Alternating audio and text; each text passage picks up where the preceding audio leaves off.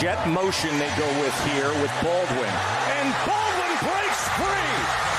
And the Bears sick 'em. Monterey Baldwin. Welcome to Sick 'em 365 Radio. Second and 10, looping it long. That is Keegan Johnson. Touchdown. Sick 'em 365 Radio is presented by IdealMRI.com. High-quality MRIs for $497 or less. IdealMRI.com. Your health is important, so is your budget. And here's a reverse. Heading to the corner. Heading. Touchdown, Michigan.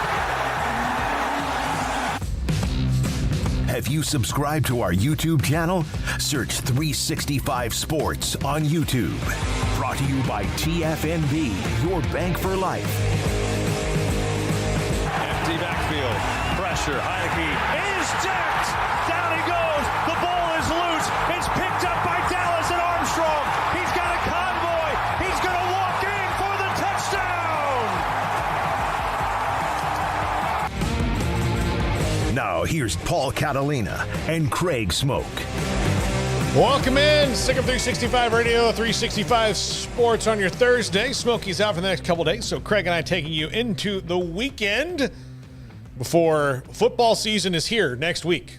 So it is here in high school in Texas and college and 0 week all over the place. But the big news today, once again, continues to be off the field. The Big Ten has their television deal officially announced, somewhere between $7.5 and $8 billion over the life of the deal.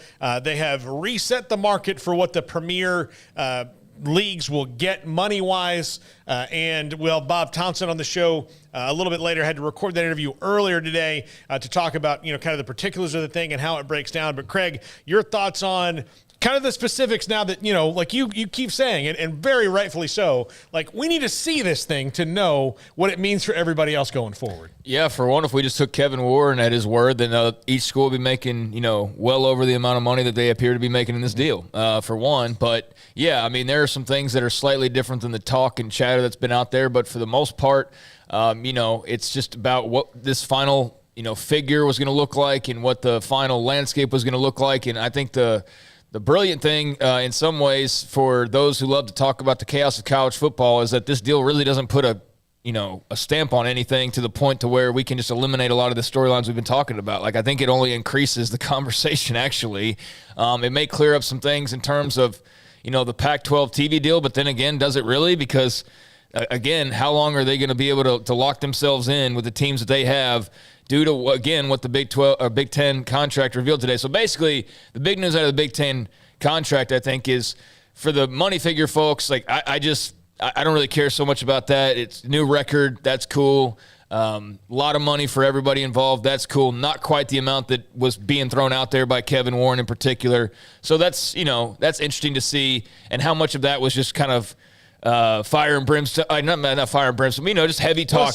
Yeah, look, if you were competing, for jobs at a couple of different places, and place A said to you, like, I heard that place B might pay you up to $100 million, and you'd go, well, they might. Yeah. You would not deny that. Yeah, and if you've got schools that are potentially interested, you're going to throw something out there that's going to make you look as good as possible. So I don't, take any offense to that whatsoever. But, yeah, not exactly what was laid out there, but still very good in the long run and the best in college sports history. But for how long that's going to stand? A few years, yes. But after that, I mean, all of a sudden, folks, we're looking at the 2030s as like mass chaos because, now that the ACC deal is going to line up pretty well with this Big Ten deal. and due to its length that we've learned today.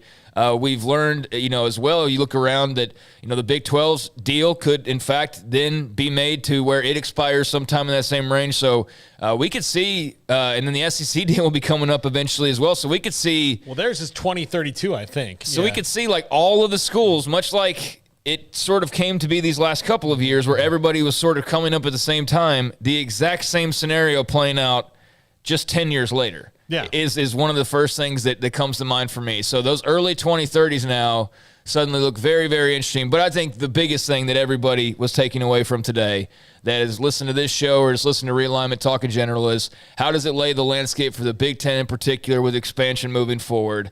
And did we learn today that Notre Dame's completely off the table? No, we did not. Did we learn today that the Pac-12 is safe and secure and they can go negotiate a deal with a 20-year grant rights? No, that's not going to happen because Kevin Warren has very much left the door open to further expansion and, to the point where, everybody's back to the drawing board. I'm like, okay, who could that be? And we're kind of having those conversations once again. And obviously a lot of that's swirling around those Pac-12 schools in particular. So, yeah, I think as much as it got quiet here over the last week or two, and even then there was still plenty of chatter, we've now got the deal.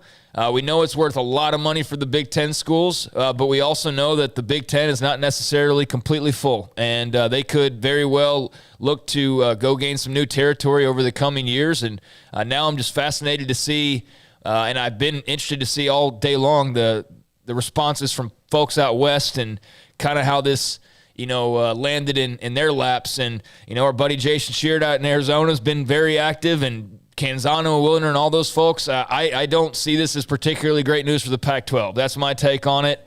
Beyond that, I don't know.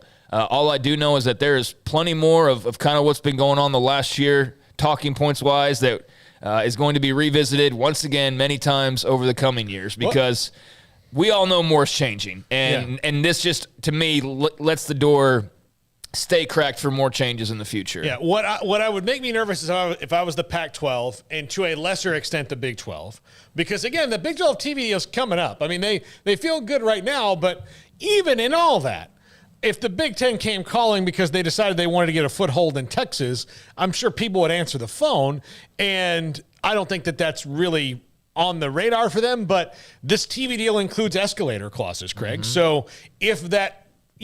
They're planning ahead so that if the opportunity does arise, now it's probably Oregon, Washington, Stanford, in whatever order of importance that really is to the Big Ten as far as adding those, but it doesn't mean that there's not other people on the table as well. And, I think that it's key that they've looked ahead to say, okay, well, yes, there are escalator clauses to make sure that everybody's money stays where it should be if that does happen and they become an 18 to 20 team league here in the next few years. I'm interested to see how the SEC responds because they're exclusive to ESPN and, so they have one person they're negotiating with. So how do they say, like, listen, we've kind of made this thing for you, let's be on par with the Big Ten, although that gap is not that huge.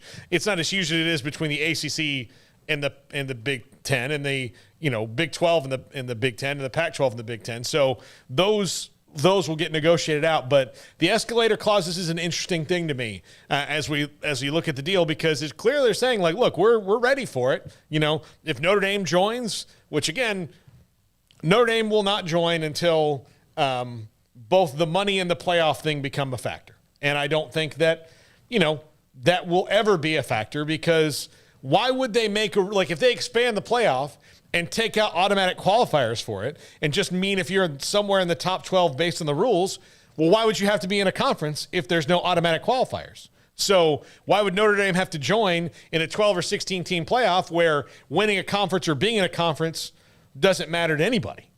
So again, there's nothing on the horizon that would let me to believe Notre Dame would join unless, the playoff thing changed and then they just got money whipped at the same time. Like that happened at the same time. Yeah, and I mean, we need to see what exactly the final, tally looks like. I know that there are definitely some things that we're still not quite 100%, locked in on in terms of money figures and what that's going to mean for everybody involved. But yeah, I mean, Notre Dame's still a definite wild card that remains in play. That is not looking like it's going to be settled and just, set in stone. It's going to be still that kind of moving wild card that people are going to have that target on, and obviously has a lot of sway. And the Pac, interested to see, where they head now, and what their commissioner decides to do in terms of selling the conference further and trying to create some stability in a very unstable world right now. But yeah, I mean, I think it's a great day for the Big Ten. Obviously, every school's going to make a boatload of money, and they're going to be locked into a very secure future, not having to worry too much about the massive quakes out west or whatever uncertainties may still lie in the South due to the Big 12's still strengthening, I guess, present with Brett Yormark, but very uncertain future just because of the way things are lined up. I don't think that, with the Big 12 still having a couple years to negotiate their TV deal, they're just locked in stone as a conference. Like, if the Big 10 came calling and said, like, hey, this is what's on the table for you potentially, I'm sure everybody's going to listen to that. And, does the Big 10 want to expand further south, or is their eyes on the east, or their eyes on the west, or eyes everywhere? I mean, yeah, it's going to be very interesting to see kind of the shifting pieces of the chessboard now that this massive move has been finally made. So, yeah, Big Ten is raking in the dough, and Kevin Warren, you've got to salute him and just say job well done. Yeah, there's only two places that the Big Ten really isn't, and that's in the Pacific Northwest and in the Southeast. They're not really there. I mean, I guess you can say Maryland is a little bit in the Southeast, but I think that's more Middle America. That's really stretching it, yeah. I mean, that's so...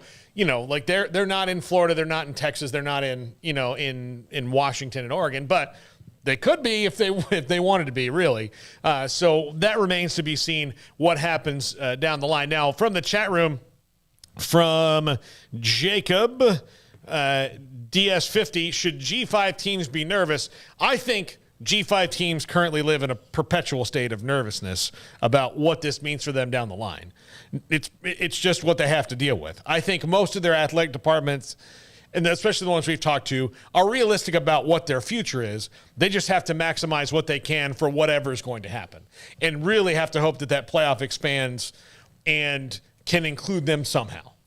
Yeah, the playoff. Yeah, I mean, you were talking about the playoff. That's obviously a huge factor in everything moving forward. I mean, it's going to be one of the major reasons why things do or do not happen is whatever that playoff ends up looking like. And obviously that's why you've seen this strategery, for lack of a better term, kind of incorporated over the last few weeks since media days died down. I don't think it was any coincidence that Kevin Warren suddenly just has a change of opinion on the playoffs suddenly. And, we know that Sankey's made his comments and everybody's got their own opinions. But, yeah, that playoff and how much that's now on the front burner will be very interesting to see. And, yeah, until we kind of see that, it's hard to really know full well what to feel as a G5. And I also think it just kind of depends on what G5 are we talking about, because there's very different categories of G5s. There are some that are brand new. So, yeah, they have no chance. Sam Houston State's not getting into the Big Sky's not. Sorry, not but you're not going anywhere really. But yeah, I mean, some of those others that have had hopes, like a Boise State, for example, or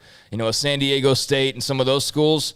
I don't know. I don't know what to think, because it's just.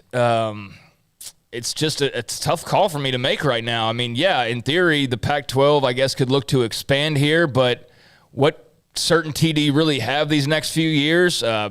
What exactly does the Big Ten want to do? What do you know about what they want to do? I need to really kind of just soak in more info on, everything that's been said so far and kind of get a better idea of what could be that next domino to fall. But I don't know. I think if you're some G5 teams, you're not nervous at all, because there's nothing to really be nervous about. Nothing's going to change for you one way or the other due to this. If you're on the cusp G5s, I guess I'd be a little bit nervous being a Boise State. Well, and look, I'd be a little bit nervous if I was a team who, like Old Dominion or Tarleton, who's made the commitment to stepping up into FBS football. Right. Like, what does this mean for me now? Like, after we've made this decision, things have changed.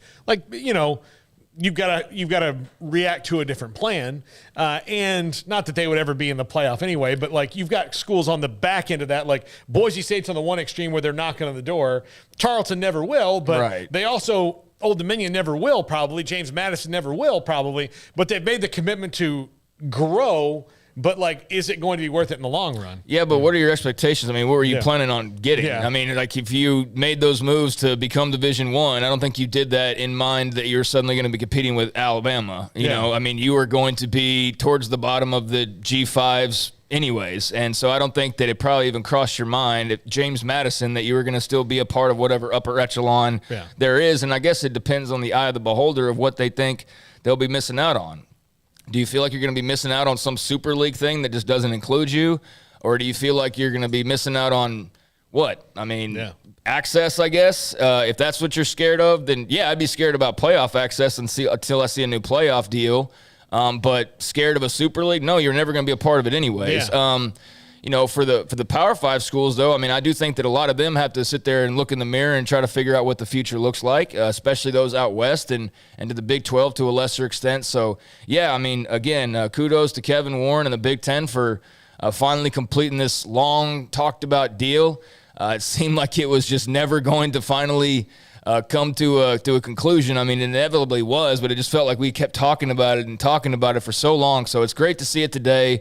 It's great to know, too, by seeing it that, yeah, I mean, it's kind of what we expected in terms of the money, and that it's not in any way, shape, or form closing the door on expansion. So for those in Eugene or those in Seattle that have hopes that one day they're going to be playing, you know, Michigan and USC and Ohio State, I think those dreams are still alive. But as far as any sort of a timetable, I don't know that that's very clear. I don't think that's changed very much at all with today's news. Now, yesterday, I know you guys probably got into this a little bit on this show. I had people working at the house all day long, so I didn't get to see much of it. But, you know, there was some, you know, scuttlebutt at this CFP meeting about expanding the playoff early, which got tabled last year. And now, now they're considering it again.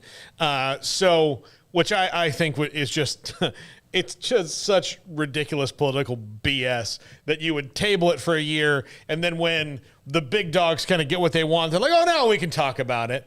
As a, you know, it's just so – all of a sudden it matters? All of a sudden it matters again. Like, those little things. Yeah.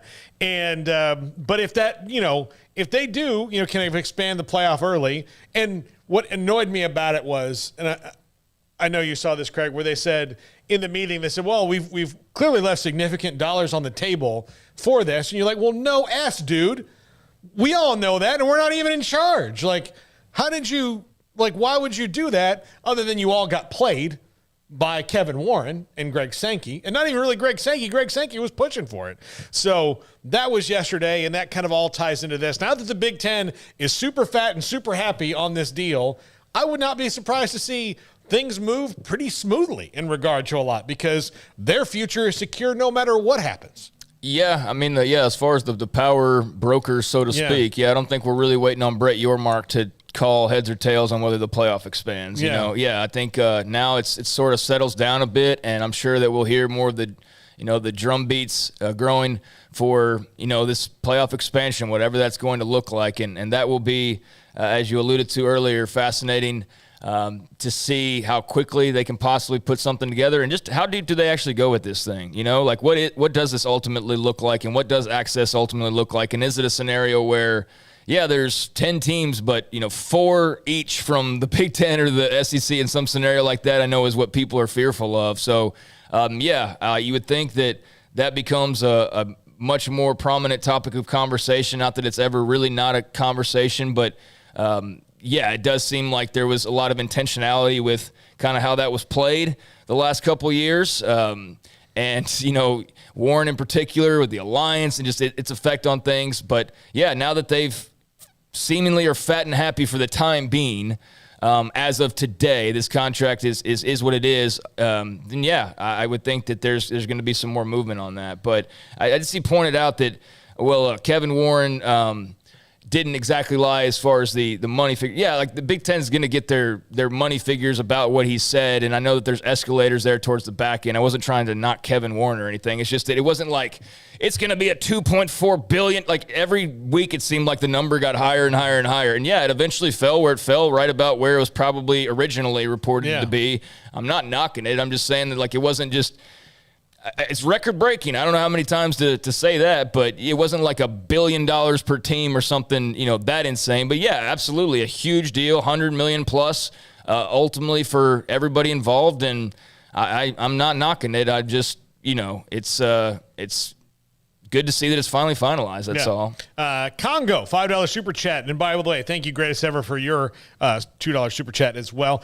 Which academic, athletic, or other program would you pursue if you were Kevin Warren after this TV deal? I'm going to take Notre Dame out of it because I just think that's not necessarily them being pursued, because they're pursued by everybody all the time.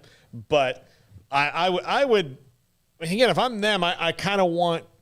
It makes sense for me to go on the West Coast and solidify that. And, completely with Oregon or Washington or something like that. But Notre Dame's the obvious. Yeah. That's the super obvious question, or answer to the question is clearly Notre Dame. I think beyond that, you would automatically assume West, but I've maintained this the entire time. If I'm in the Big 12, I'm not sitting there acting like everybody's locked up their part of the house. Again, they have a contract coming up in a couple years, so I do think it was kind of funny how people, reacted so emphatically to did you see the TCU AD and the whole dust up with that? Like, he just said he was in Chicago, and everybody's like, oh my God, he's in Big Ten territory. And it turns out he's like just visiting alumni or whatever. But, that created like this new wave. And then, a day later, here's this Big Ten TV deal. And, TCU's a Texas school. There's been a lot of discussion on, how are they going to expand if they continue expanding? Like, East makes the most sense as far as big money brands that they don't have just yet. West, obviously, there's some more meat to chew on if they want to. But, like, what hardly gets mentioned is, okay, what do you want to potentially do South? So if I'm the Big 12, I'm still on high alert. I'm checking the locks every night before I go to bed and make sure there's no holes in the fences. But I think academic and all that standpoint, the West Coast schools seem to be the easiest chess piece to maneuver first. But the way that deal lines up, and again, I need to read more about it, but like the details of the contracts, and how that lines up. But it seems like it would line up pretty well at the end of that ACC deal, at least in the same ballpark. And maybe that's more doable. And I would think that if that's more doable, then certainly a couple of those brands would be more attractive than the West Coast. But that's down the line, obviously. That's towards the end of the deal. So, yeah, up front, I would think it's the Oregon, Washington, or, that kind of a puzzle piece. But I don't really know for sure. Well, yeah, look. Or Notre Dame, first, obviously. Yeah, but like you said, if it's 2030... It's 2030 as the deal's over for the Big Ten, so they can do another one. Then before. It's a 7-year deal. It's 2032 for 34, something for the SEC and ESPN's ACC's exclusive. 2036. 2036. So, again, you're going to have that time. And one would assume that the next two deals would follow along that 7-8-year timeline. Like the Big 12s and Pac-12s? Yeah. You would figure that would be in. So, yeah, when, like you said, in the 2030s, when that pops up, we could have chaos again. But, yeah, even if you're 5 years out of the ACC teams being available, at that point, the grant of rights might become a little bit more navigatable when you're a team like Clemson or Florida State or Miami or North Carolina that says, okay, well, we've come as far as we have here. Especially depending what happens with those schools in that time frame. Well, if I read it correctly, the $100 million per year is going to be coming at the back end of that deal, right? Yeah. So when they're in the back end of that deal, and that's what I was referencing, like they're not making $100 million at the gate, but they're making $100 million per school by the end of that deal. So by the end of that deal, that's coming up. They're going to have time to negotiate a new contract around the same time that others will then have their contracts opening up within a very similar situation to right now, quite frankly. I'd imagine, like you said, the Pac and the Big 12 are going to have something that's like 7-year deals or 8-year deals, something like that, to stay in that time frame. And then, yeah, if you're those schools that have all been rumored, think about everybody that's been rumored so far. You've had the two LA schools were never really, I guess in like deep realignment Twitter, like they've been, or Reddit or whatever, there's always been constant chaos discussed. But, as far as like, hey, this is about to happen, I don't think there was that in regards to UCLA for sure. USC, that's just one of those that, like, hey, they obviously are not getting their end of the bargain like a Texas, like an Oklahoma, so they just always are seemingly in play. But, we're basically in a situation now where this could all just reset, and you're Clemson or you're Florida State, and you know after this period of time that you're wanted and that you're valuable. And I don't know the number figures like others do to how much would Florida State up the payout for Michigan. I don't know that. But by the time that rolls around, if everything stays pat, and in the ACC it will, unless ESPN decides to renegotiate some deal, which I'm not sure why they would do that, then that $100 million is going to look really good to Clemson and to Florida State. And it would come at a time when there is a lot more flexibility. So that will be, down the road, obviously, but that is something that's definitely in play still as a result of the news today. I don't see ESPN waking up in the morning and just feeling all of a sudden benevolent and sympathetic towards the ACC and a deal that they made and going like, you know what?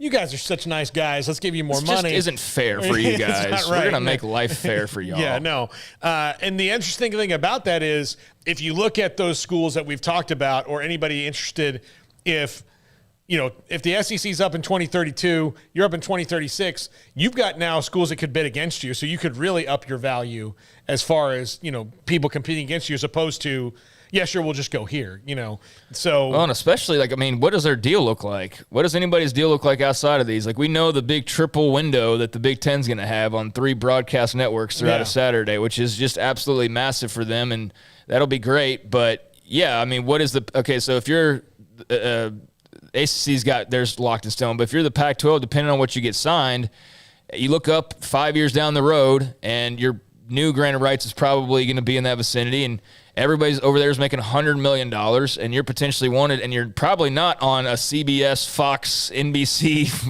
freaking lineup every Saturday. You're on whatever the Pac-12 is going to scrum together. So yeah, there's going to be a lot of I guess just ride the storm out for some teams, and a lot of just let's just get ready, strap down, do the best we can these next few years, and see where it all comes out in the wash here in about another 8 or 9. And Bob Thompson, Fox Sports, former Fox Sports president, is up next, and Jacob, I'll get to your super chat here in a second.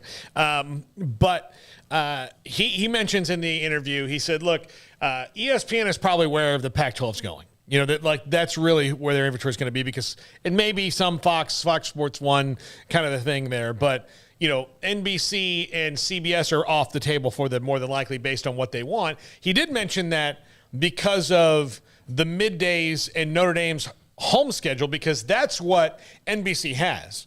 People kind of leave that part out. NBC has Notre Dame's home games. They don't have Notre Dame exclusively. They have the home games exclusively and neutral sites exclusively. So there are weeks that they will not have a game to do a doubleheader with the Big Ten because Notre Dame will not be on their channel. So that maybe opens some stuff up for the Big 12 on NBC. So, there's that possibility there for the Big 12. But again, you're the Pac-12, you're pretty much looking at ESPN. Same with the Big 12, but the Pac-12 maybe has a little narrow thing.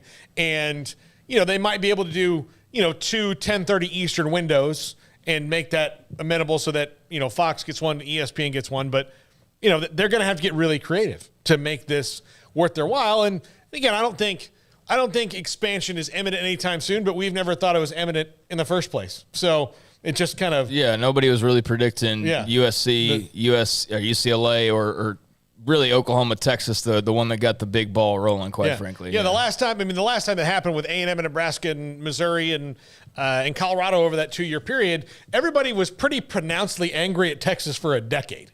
You just knew it was something that was going to come to a head, as opposed to waking up in the morning and going, what now? Which is what's happened 2 years in a row. All right, last thing before we go to break, and then Bob Thompson from Jacob, $5 super chat. Do the G5 commissioners have a vote for playoff expansion? As a Boise fan, even if the road is harder to make the playoffs, I just want a path.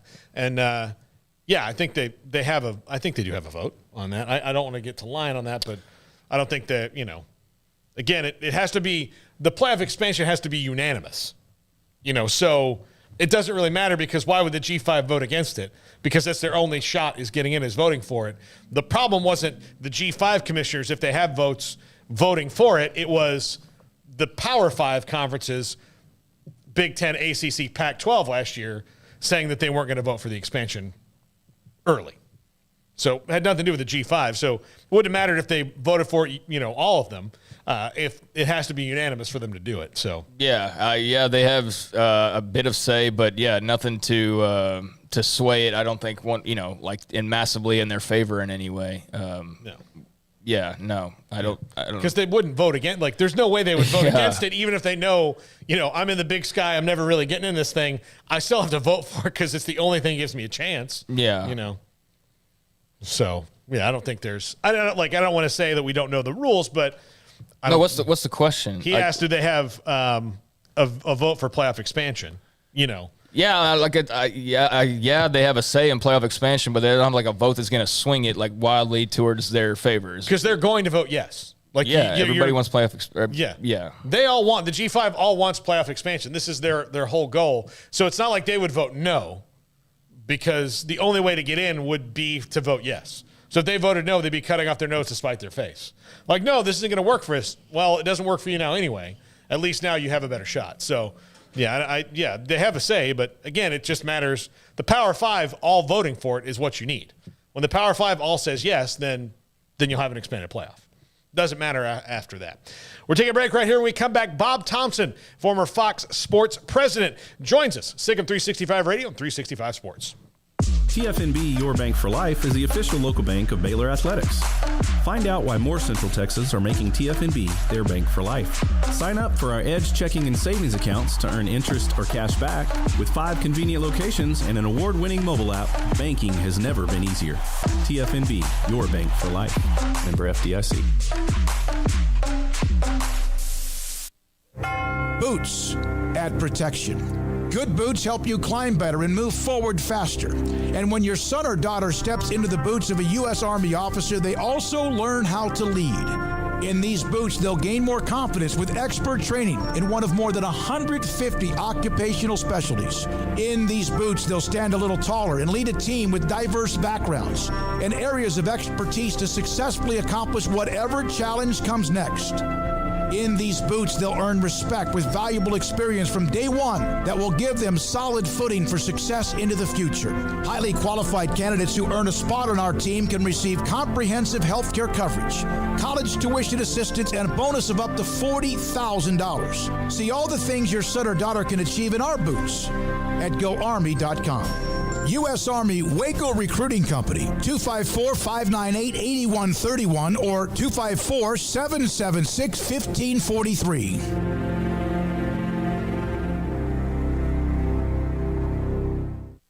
At Ideal MRI, we feel blessed to be part of the Waco community. We're a small family business here in Central Texas. At times like this, the cost of healthcare has never been more important. And unfortunately, significant illnesses and injuries still occur. And that's why Ideal MRI is open and here to serve you through this difficult time. So if you need an MRI, ask your doctor about Ideal MRI. You can schedule online in minutes at idealmri.com or call 833-IDEAL-MRI.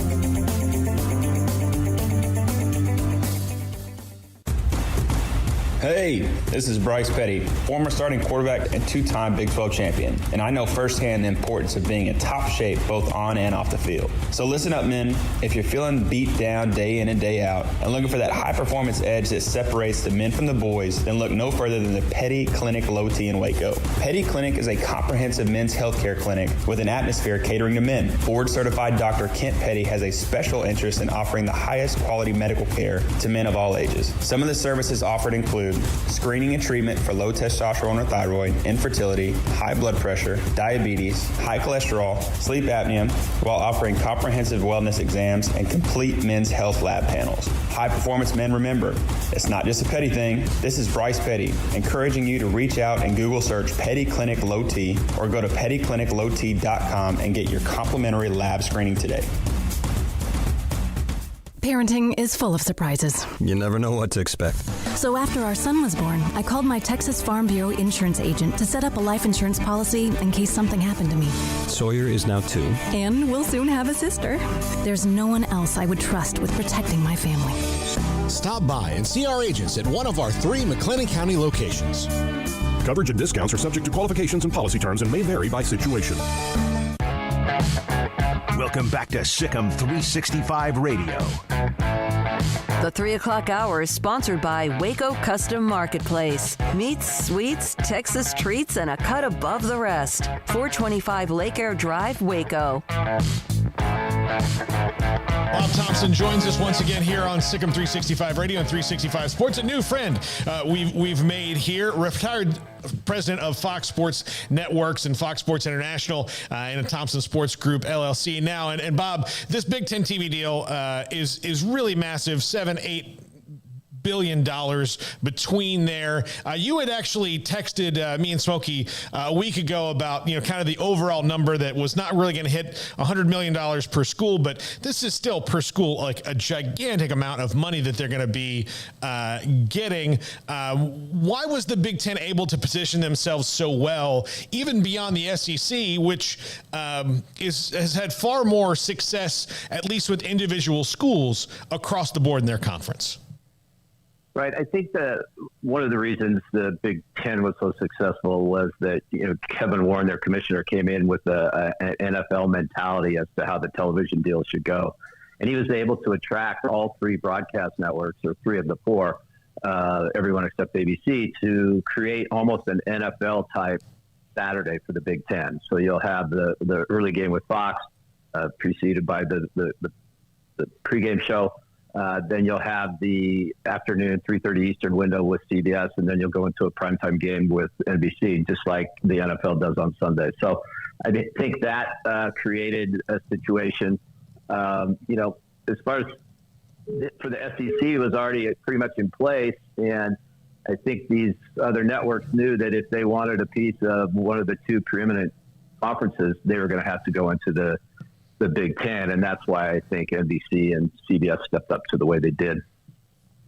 Do you see anybody making a fundamental shift in what they're doing programming-wise outside of NBC with now adding a game? They've only been doing one college football game every couple of weeks, really, with Notre Dame. Right. I could see NBC potentially going back to the Big 12 and trying to find another afternoon game to air in those days where those Saturdays that NBC or that Notre Dame isn't playing. That way they'd have a doubleheader every Saturday afternoon leading into the Saturday night game, which they're clearly setting up as something similar to the Sunday night in America NFL game that they promote incessantly. And I think that makes sense. CBS, are they going to go back to the well? I don't know. They've always been pretty happy with just that one game in the 3:30 Eastern window. So I don't know if they step their toes in anymore. I think Fox probably wants some more games, either for FS1 or maybe for Fox, the second game on Saturday on the broadcast network. So I think they could be interested in Big 12. As far as the Pac-12, I think, ESPN is the clear, favorite for out there to bite off the biggest piece of the package. But again, Fox could use some games for FS1 in that 10:30 Eastern window as well. So there could be some significant interest from a couple of folks on the Pac-12 as well. I think I may have asked you this before, but to me, I think it's kind of pretty interesting that the Big Ten is at least in some way copying the NFL model where, on Saturdays, if you want to watch, if you're going to watch on network television, you're going to watch it, 3 games and 3 good games, you're going to watch on CBS, you're going to watch on Fox, and then you're going to turn on NBC at night and watch that big game, that they are kind of saying, we want your Saturdays in the Big Ten just like your Sundays in the NFL. Absolutely. I mean, you're going to wake up and for those of us out here on the Pacific Coast, it's at 9 o'clock and they got you till, 8 o'clock at night. All you got to do is change the channel, twice. So I think for the Big Ten, it's a great model. I think you'll see an unprecedented, at least in the college area, promotional partnership between the 3 broadcast networks that are involved in this. You see it in the NFL where CBS and Fox and NBC all promote each other's games. I think you'll see it in the college world as well, which you really haven't seen up to this point. Why did the streaming part not go to Amazon and Apple, you think? Do you think they weren't as interested as the Big Ten wanted them to be? That's possible. They certainly, I'm told, were involved in bidding. They just can't seem to get over that hurdle. And Peacock probably was in a position in combination with the NBC deal to pay the most money. And, that's a good package for Peacock. They have the eight games, 4 conference, 4 non-conference exclusively, along with they'll probably stream 1 exclusive Notre Dame game every year. So that's a pretty good package, especially when you add the Big Ten basketball into the mix. But, as far as Amazon and Apple, it's like, okay, next. Let's go to the next one. Sooner or later they'll get a hit. But right now, I think the conferences are just more comfortable with the existing broadcast ecosystem, along with their cable partners and the broadcaster streaming outlets. For all the talk about how distribution has changed with streaming and, 1,000 cable channels and everything that you do have, at the end of the day, when it comes down to live sports, the broadcast networks still do matter a ton. I mean, they still get the most eyes. Why has that, with everything that's changed, been able to endure so well? I think it's because the broadcasters still reach the most homes. You don't need a cable. You don't even need a computer in most places in order to get a broadcast signal. The top 27 of the top 30 shows so far this year are sports events. So clearly the broadcast networks have shown that they can bring to large audiences. And at the end of the day, that's what the conferences want. I mean, they want money, obviously, too, but they want the games exposed to as many people in terms of alumni, in terms of their corporate sponsors, in terms of potential students, and for recruits. And they've hit a home run with this one. I mean, this is the anti-streaming deal. 3 broadcast networks is, just a tremendous feat. That's another look in 2030 when the deal's up.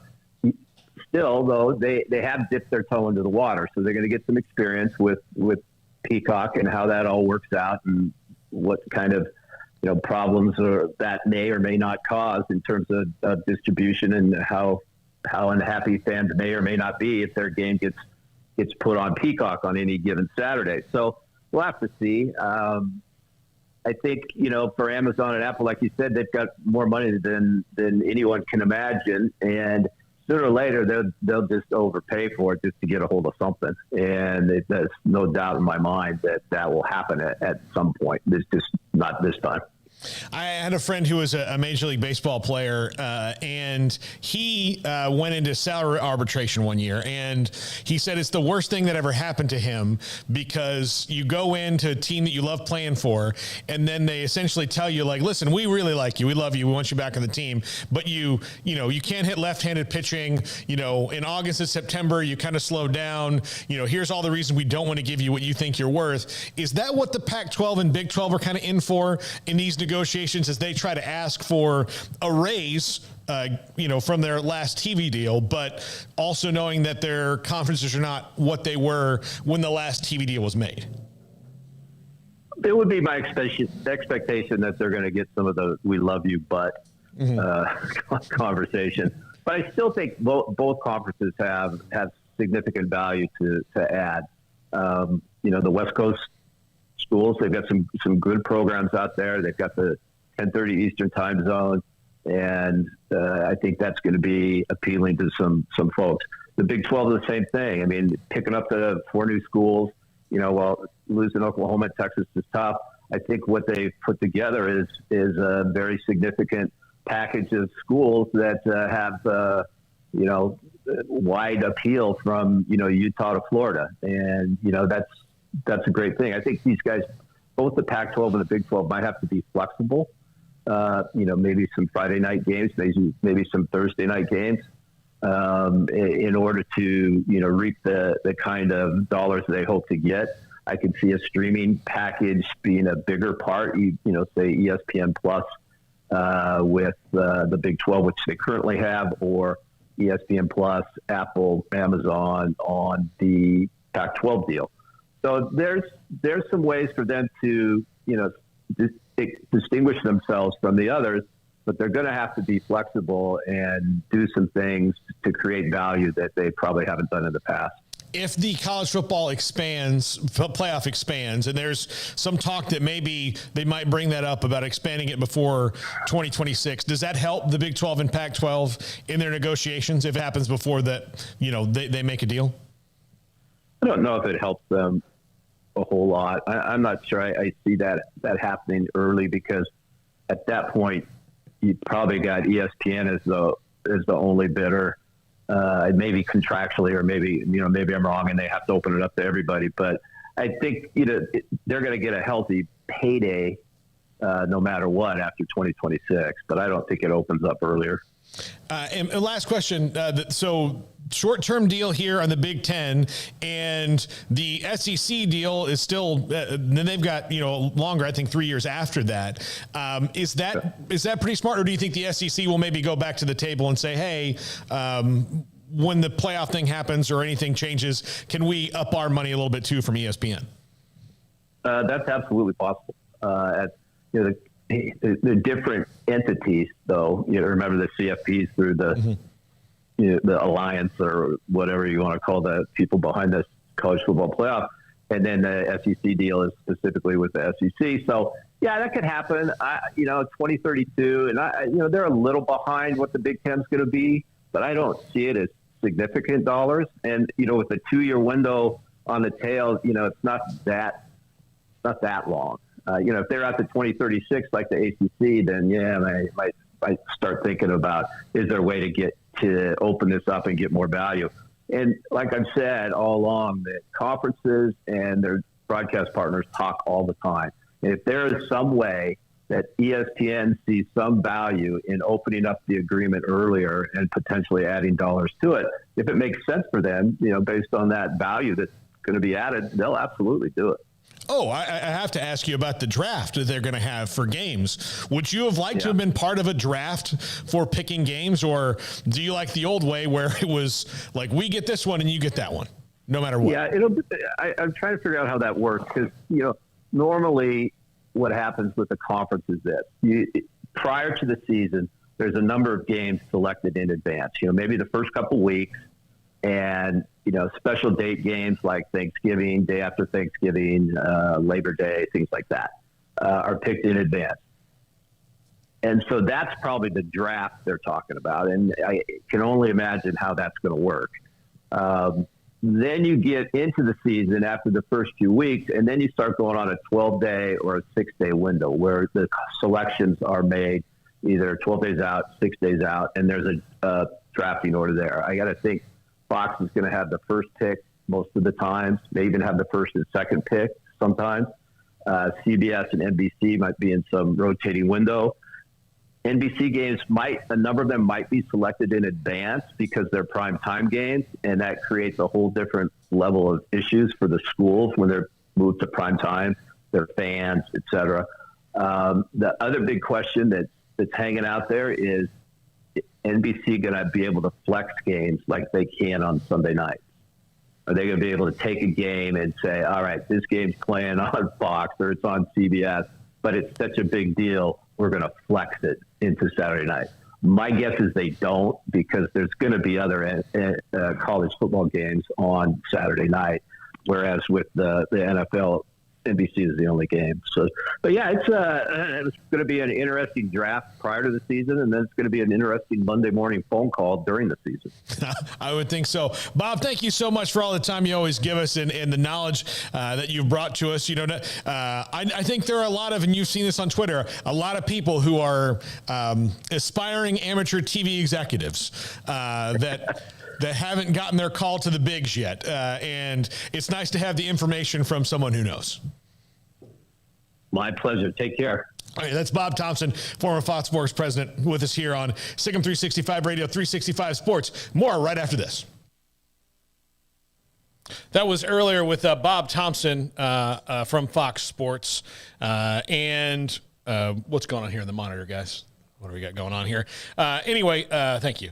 That was really interesting. It's always great to talk to him. Like I said at the end, Craig, there's a whole lot of amateur TV execs waiting for their call up, but Well, that's Twitter, man. Twitter, and I'm sure other platforms as well, but I just stick to what I kind of know. And so that's basically Twitter at this stage. I'm pretty much either not signed up or just giving up on everything else.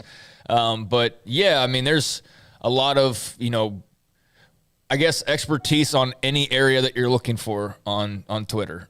Like, hey, I'm not a doctor, but I will tell you how surgery is done on the brain, and I will tell a doctor who's actually done it that they're wrong, and this is how it's actually done. So, yeah, there was a lot of just kind of stuff to sort through along the way here with these TV deals and what they were going to inevitably look like and how they were going to work. And, shoot, I mean, it wasn't uncommon to see Bob Thompson, former major exec, in the TV business, being told by Randy 42, in Tuscaloosa that he's an idiot and doesn't know what he's talking about. It's like, okay, well, if he doesn't, then none of us do, right? I mean, but that's social media. It's like, yeah, doctors getting yelled at for not knowing how to perform a surgery, from the 7-Eleven cashier or something. That's kind of how it works. But, Bob's been a great asset for, I think, a lot of people these last few weeks in particular. He's kind of emerged as his own little personality here during this realignment wave and a go-to, I think, for not just us, but now others as well. So good for him on that, and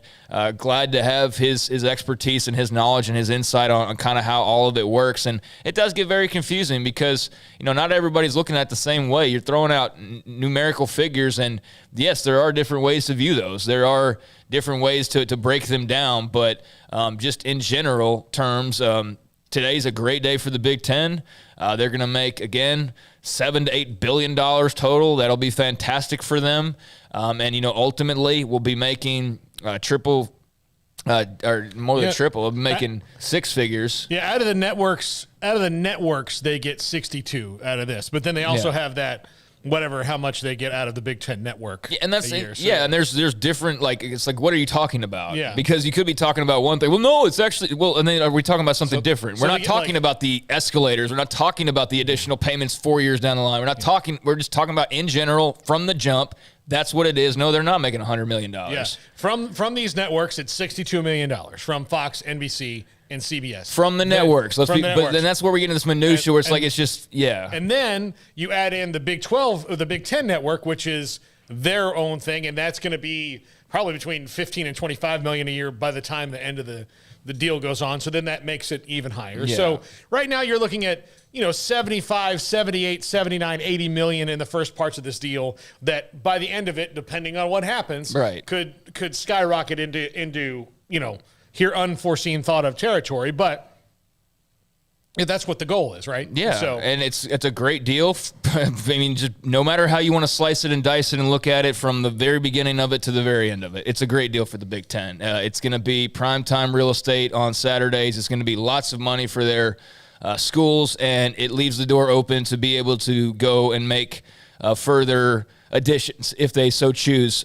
here in the next few years. So I think if you're an expansion fan, this is like the greatest news ever, that the Big Ten's not just like sealing the wall and they're not going to have any more additions anytime soon. I mean, the velvet rope to the club, the inside of the club, it's closed for now, but that bad boy can be opened at any moment's notice. And certainly I think that their eyes are on potentially letting some more people into the club sooner rather than later. And that's probably further down the line now, because again, today we've been just waiting on this announcement alone, but it is interesting to look at it from the realignment standpoint. If you're a Big 12 fan who's got a TV deal coming up, if you're the Pac-12, obviously, who now your spotlight's on you fellas, or the ACC for that matter, this does set the table a little bit more and give you some more information to chew on and give you a better idea of just kind of what this roller coaster is going to be turning into here in the next few years. And if you are somebody who loves peace and quiet and tradition in the sense of the tradition the way it's been like the last 10 or 20 years, then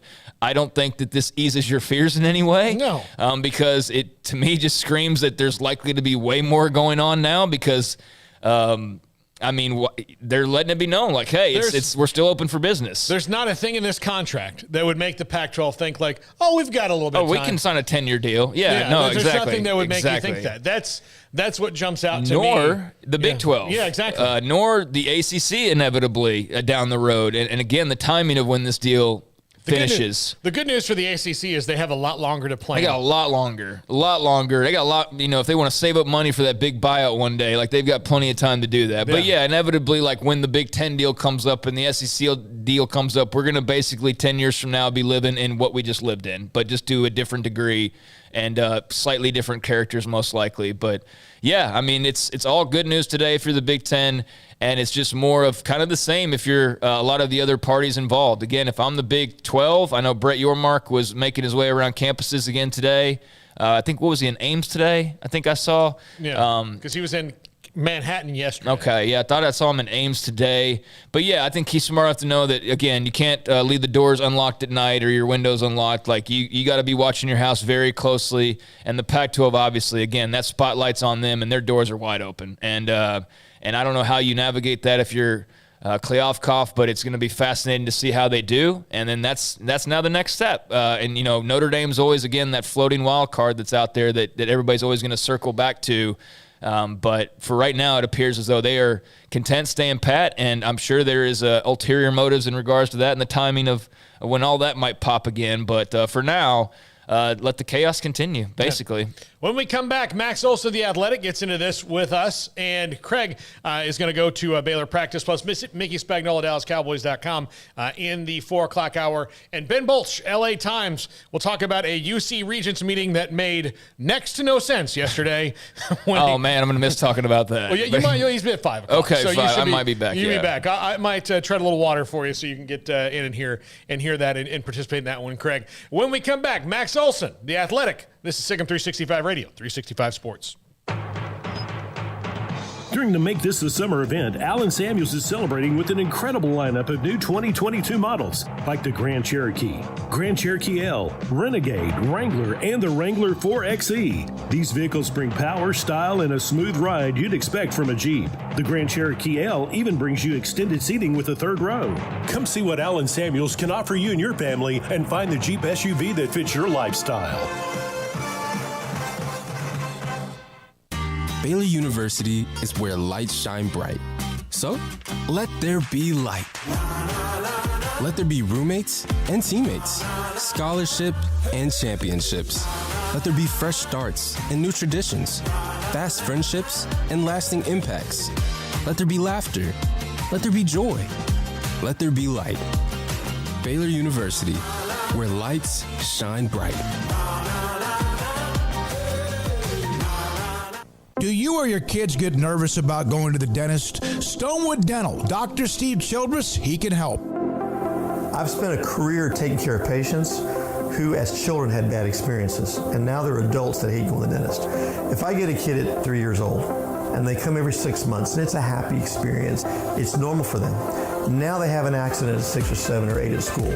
Now they have a broken tooth or a trauma, and they have to come here.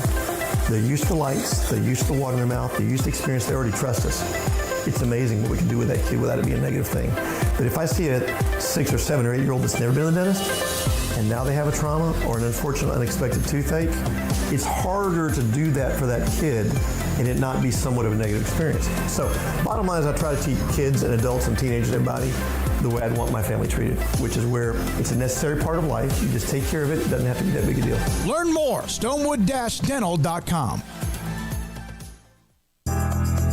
Riverbend Liquor and Wine, Lakeshore Drive, North 19th Street, right behind the bank, is a hidden gem in Waco. If you're a fan of bourbon, especially local Texas bourbons, that's where you gotta go. Balcones, TX, Devil's River, whatever it is, they've got it. Riverbend Liquor and Wine, plus the best selection of craft beers in Waco, seasonally churned out throughout the year, whether it's spring, summer, fall, or winter. Riverbend Liquor and Wine, best selection of craft beers, a speedy drive-through window, and excellent customer service. Find out more on Instagram or just go by and see them. Lakeshore Drive at North 19th Street behind the bank.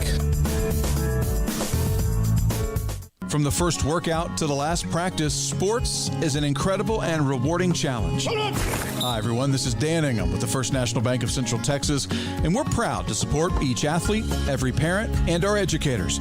From families, small businesses, to the biggest industry, we're here to help. With remarkable products like mortgage lending, we've we've got banking ideas that fuel big dreams. The First National Bank of Central Texas. Familiar faces making local decisions. Member FDIC, Equal Housing Lender.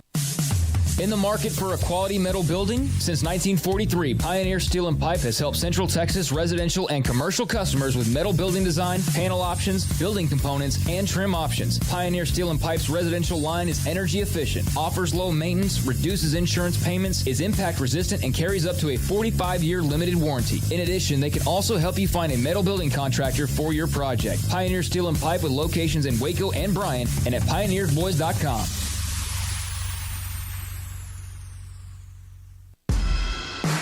Welcome back to Sikkim 365 Radio. Here's Corum, and Corum, what a move! Corum, he needs a block. Corum down the sideline. Blake Corum, touchdown, Wolverines! 67 yards. It's time for our weekly segment with Max Olson of The Athletic. Brought to you by Pioneer Steel and Pipe, where customer service is their main focus, and best in metal, steel, and pipe for large or small projects, with 2 locations in Waco and Bryan. Family owned and operated since 1943. First down throw. Smith and Jigba's open. And again, Stroud drops it in. Stiff arm all the way to the end zone. Touchdown, Jackson Smith and Jigba. The 4 o'clock hour is sponsored by Boozer's Jewelers, the wedding ring store, specializing in custom jewelry and repair, all in-house. Now here's Paul Catalina and Craig Smoak. Max Olson of The Athletic joins us now. Sikkim 365 Radio, 365 Sports. And Max, next week we might actually get to talk about, actual games and things coming up. But again, huge off-field news today in this Big Ten TV deal. What jumped off the page at you about some of the specifics of this now that we actually know what is in this deal as opposed to what's being speculated? Yeah, lots of details out there this morning about what logistically this looks like. It's interesting it'll be interesting to see the Big Ten title game on different networks over that 7-year period. I think certainly doing a 7-year deal makes a lot of sense for the Big Ten because it's kind of like the pro athlete, right? Like sometimes you want to take that short deal because this stuff is just going to keep inflating and be worth even more here down the road. And the fact the Big Ten can go back to market again before the SEC just means that they are going to be able to hold on to this position, I would think, for quite a long time. So impressive job by Kevin Warren in putting this all together. And obviously, guys, when you talk about $7 billion, at what point do we have to actually pause and say, come on, guys, the student athlete deserves a chunk of that. Yeah, yeah, absolutely. If they're not in the now that they're in the buh and not the muh, it's almost impossible to make that argument. It's almost impossible. I don't know how you could. The money, that number is just going to keep, at least for the SEC and the Big Ten, obviously, that number is just going to keep going up. And so I just don't know how you can, continue to defend amateurism and the way it's always been as that stuff just keeps exploding. So certainly I think these are the sort of things that will, drag us down that road over time. I don't know how quickly, but when you talk about, all the issues that are going on right now, certainly you can understand why when you throw all that money into the pot there, football players being on contracts is going to make sense someday. Max, if I were the Pac-12, and correct me if I'm wrong, nothing in this deal that was announced today should make me feel good about my future. And to some extent, even the Big 12 and anyone else, right, that could be a target of future expansion because there's nothing that says we're done, we're stopping, this is where we're going to be right now. Yeah, I think that, it probably would be naive to just sit here and think Kevin Warren's done. I think that's, and I'm not saying that based on people I've talked to about things that are cooking right now. I'm just saying that realistically, with what they've done in adding UC and UCLA, and obviously the UCLA stuff is kind of in an interesting spot right now. But if Kevin Warren wants to, add West Coast partners for those 2 schools, then nothing's going to stop him. And the money that he can offer, it's real. It's not hypothetical. Hey, if you come over here, then I think you're going to do better than you would in the Pac-12. This is now real money. And so, I think that That's the fascinating thing. Now, obviously, Notre Dame factors into all of that. The ACC situation with that grant of rights and will anyone actually contest it factors into that. But yeah, certainly if you're the Pac-12, you're not. You're still going to have to feel uneasy that until you have a grant of rights that locks up your 10 remaining members. I think that if the Big Ten wants to make a move, if Kevin Warren wants to do that, he can do so. And Craig brought this up earlier. He actually had to run off to Baylor practice real quick. But the 2030s, I would say 2032, 2033 could be really, really, really interesting, given that you would have so many TV deals coming up at the same time, and now probably an expanded playoff and all that feeding into this on how this could really shake things up. What year did you say, 32? Like 32, like somewhere in there between, like where the SEC deal comes up and, the ACC is within we're within a presidential election cycle of being out of this death contract. And I don't know if will there be an NCAA that controls college football by 32? I'm guessing probably not. I think there's going to be one by 2024. So the landscape a decade from now, it's probably just going to look like, at least at the highest level, will probably kind of look like semi-pro sports by that point in time. And these TV deals, absolutely factor into that. And you look at the way that the Big Ten decided to set up their deal with their windows, of early afternoon and night and the channels they're going to be on. It's set up like the NFL.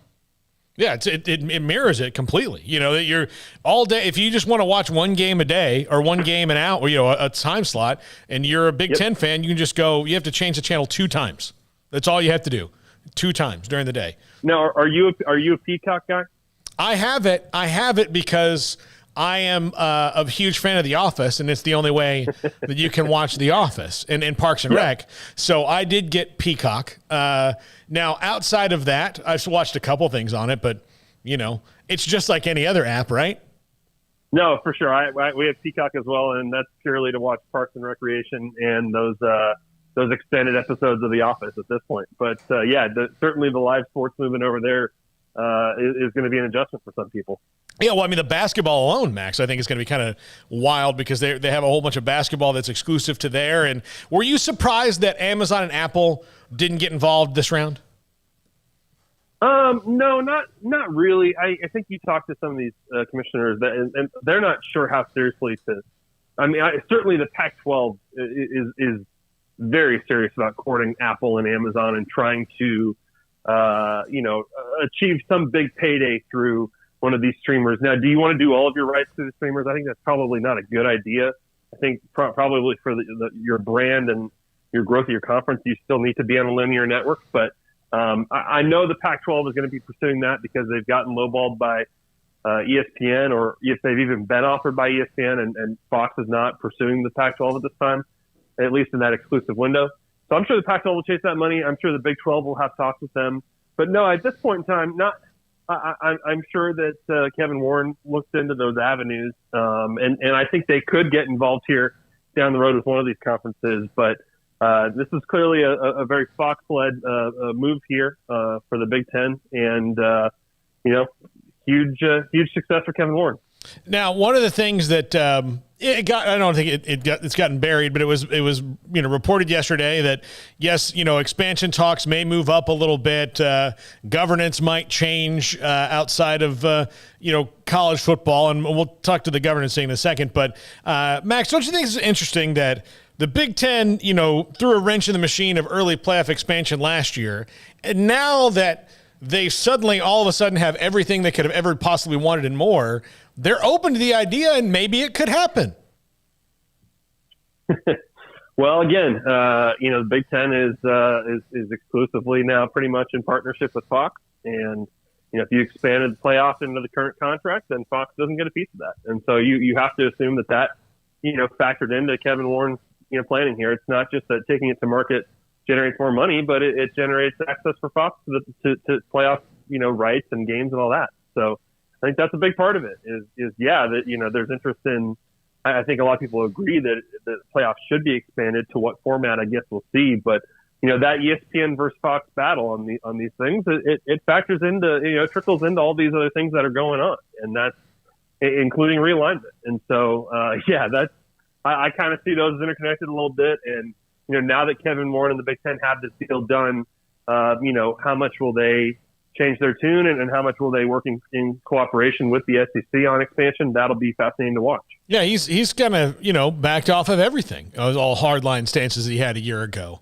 But, winning the lottery, well, it's not what he did, but I mean, striking oil like they have absolutely, will make you change your perspective on things, I think. I think so. And that's why it's also why it's hard to, clearly what happened last summer gave people pause about the playoff proposal that, this makes sense. But then when the Oklahoma-Texas thing happens, it makes everybody a little bit uneasy about where it's actually going and what's the, what is the end game here for the SEC? And now you have to wonder that as well for the Big Ten. Yeah. Also brought up, and it was brief in that meeting yesterday, was about the Power 5 schools, the CFP kind of taking over running college football. Is that the model that we'll get first, or do you think they'll separate more sports out as well? Like basketball can have a commissioner, college football has a commissioner in its own league, and everything is kind of in its own little pockets. Oh, yeah, I don't know. I haven't kind of fantasized what that all looks like, but certainly that conversation. I was in Nashville a couple of weeks ago for a conference of recruiting staffers from throughout college football, and that's a group that you hear it from them, you hear it from ADs and a lot of folks. There's definitely a belief that, look, in order to combat the issues we're dealing with right now, there should be a commissioner of college football. There should be actually someone in charge. Actually somebody, handing down penalties and applying enforcement and all that. And I think that, now what does that model look like? Is it run through the CFP? You've seen that kind of speculated about. Is it run differently? I don't know. Certainly the NCAA transformation stuff is going on, but in terms of breaking off from the NCAA, certainly you've heard Greg Sankey and lots of these commissioners express their grievances. And is that what the future looks like for college football, at least at the highest level? Yeah, I think that's certainly possible. And I do think that need for, having a commissioner type, someone that actually is kind of running things, makes sense. And you've heard Mike Gundy and all sorts of people point that out. Right now, it just really feels like nobody's in charge. Okay, if you were the Big 12 and the Pac-12, and I probably a different answer for either of them, are you happy that this Big Ten TV deal is done, or are you more nervous that it's done?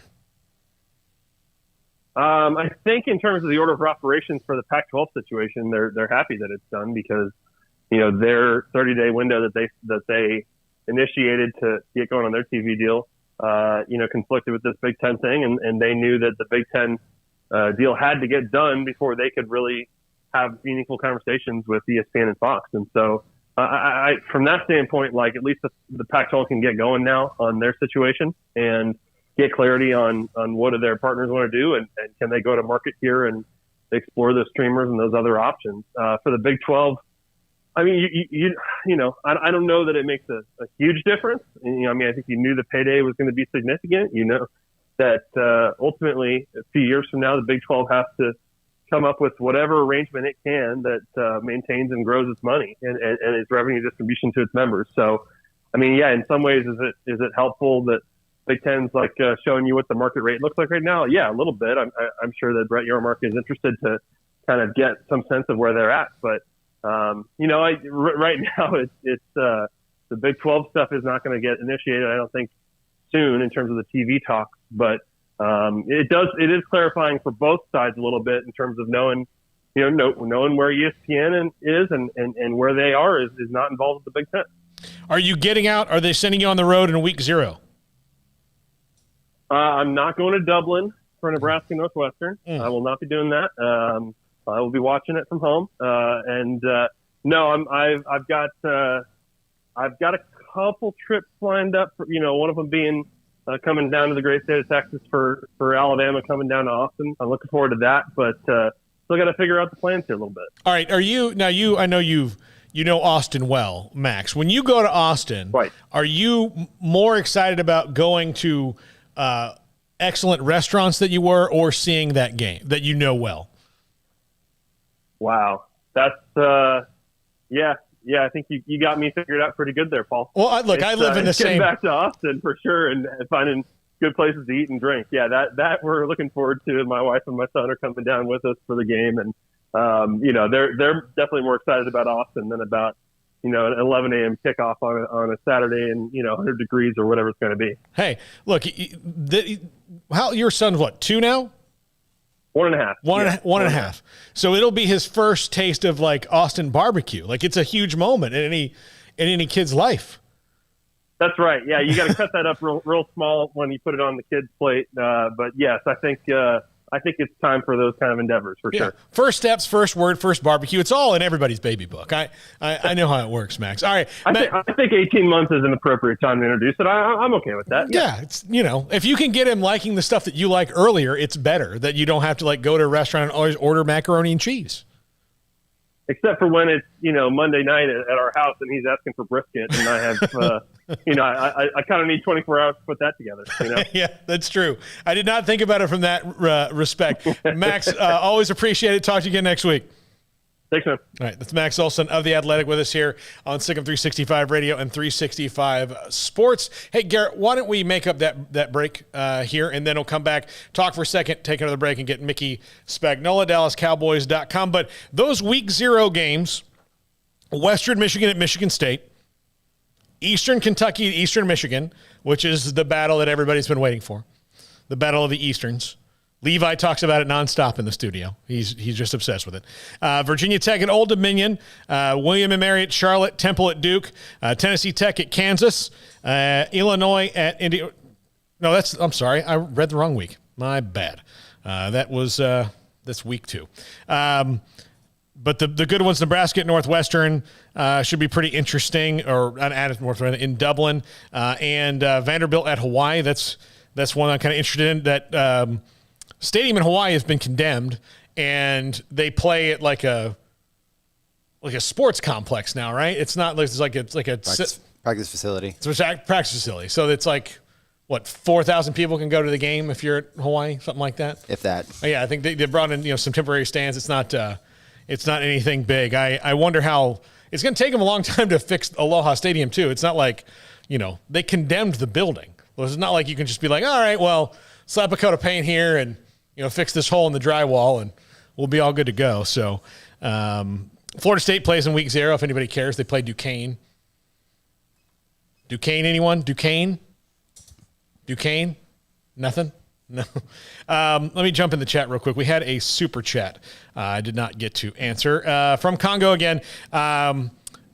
If Kevin Warren comes knocking at Baylor, would you stay in the Big 12 or abandon? Well, I think that depends on what they're offering, and I think it'd be tough for anybody to say no to the Big 10 based on what they're offering. That's big, huge money at the Big 10. All right, when we come back, we'll jump back into the chat, jump into the text, which I have not done. Then we'll have Mickey Spagnola, DallasCowboys.com at 4:30. Sick'em 365 Radio, 365 Sports. Cars priced right, both day and night. Average your car in Texas. Trucks built for you, red, white, and blue. Average your car in Texas.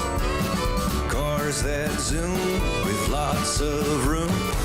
Average your car in Texas. Count on us, a dealer to trust. Average your car in Waco, Texas.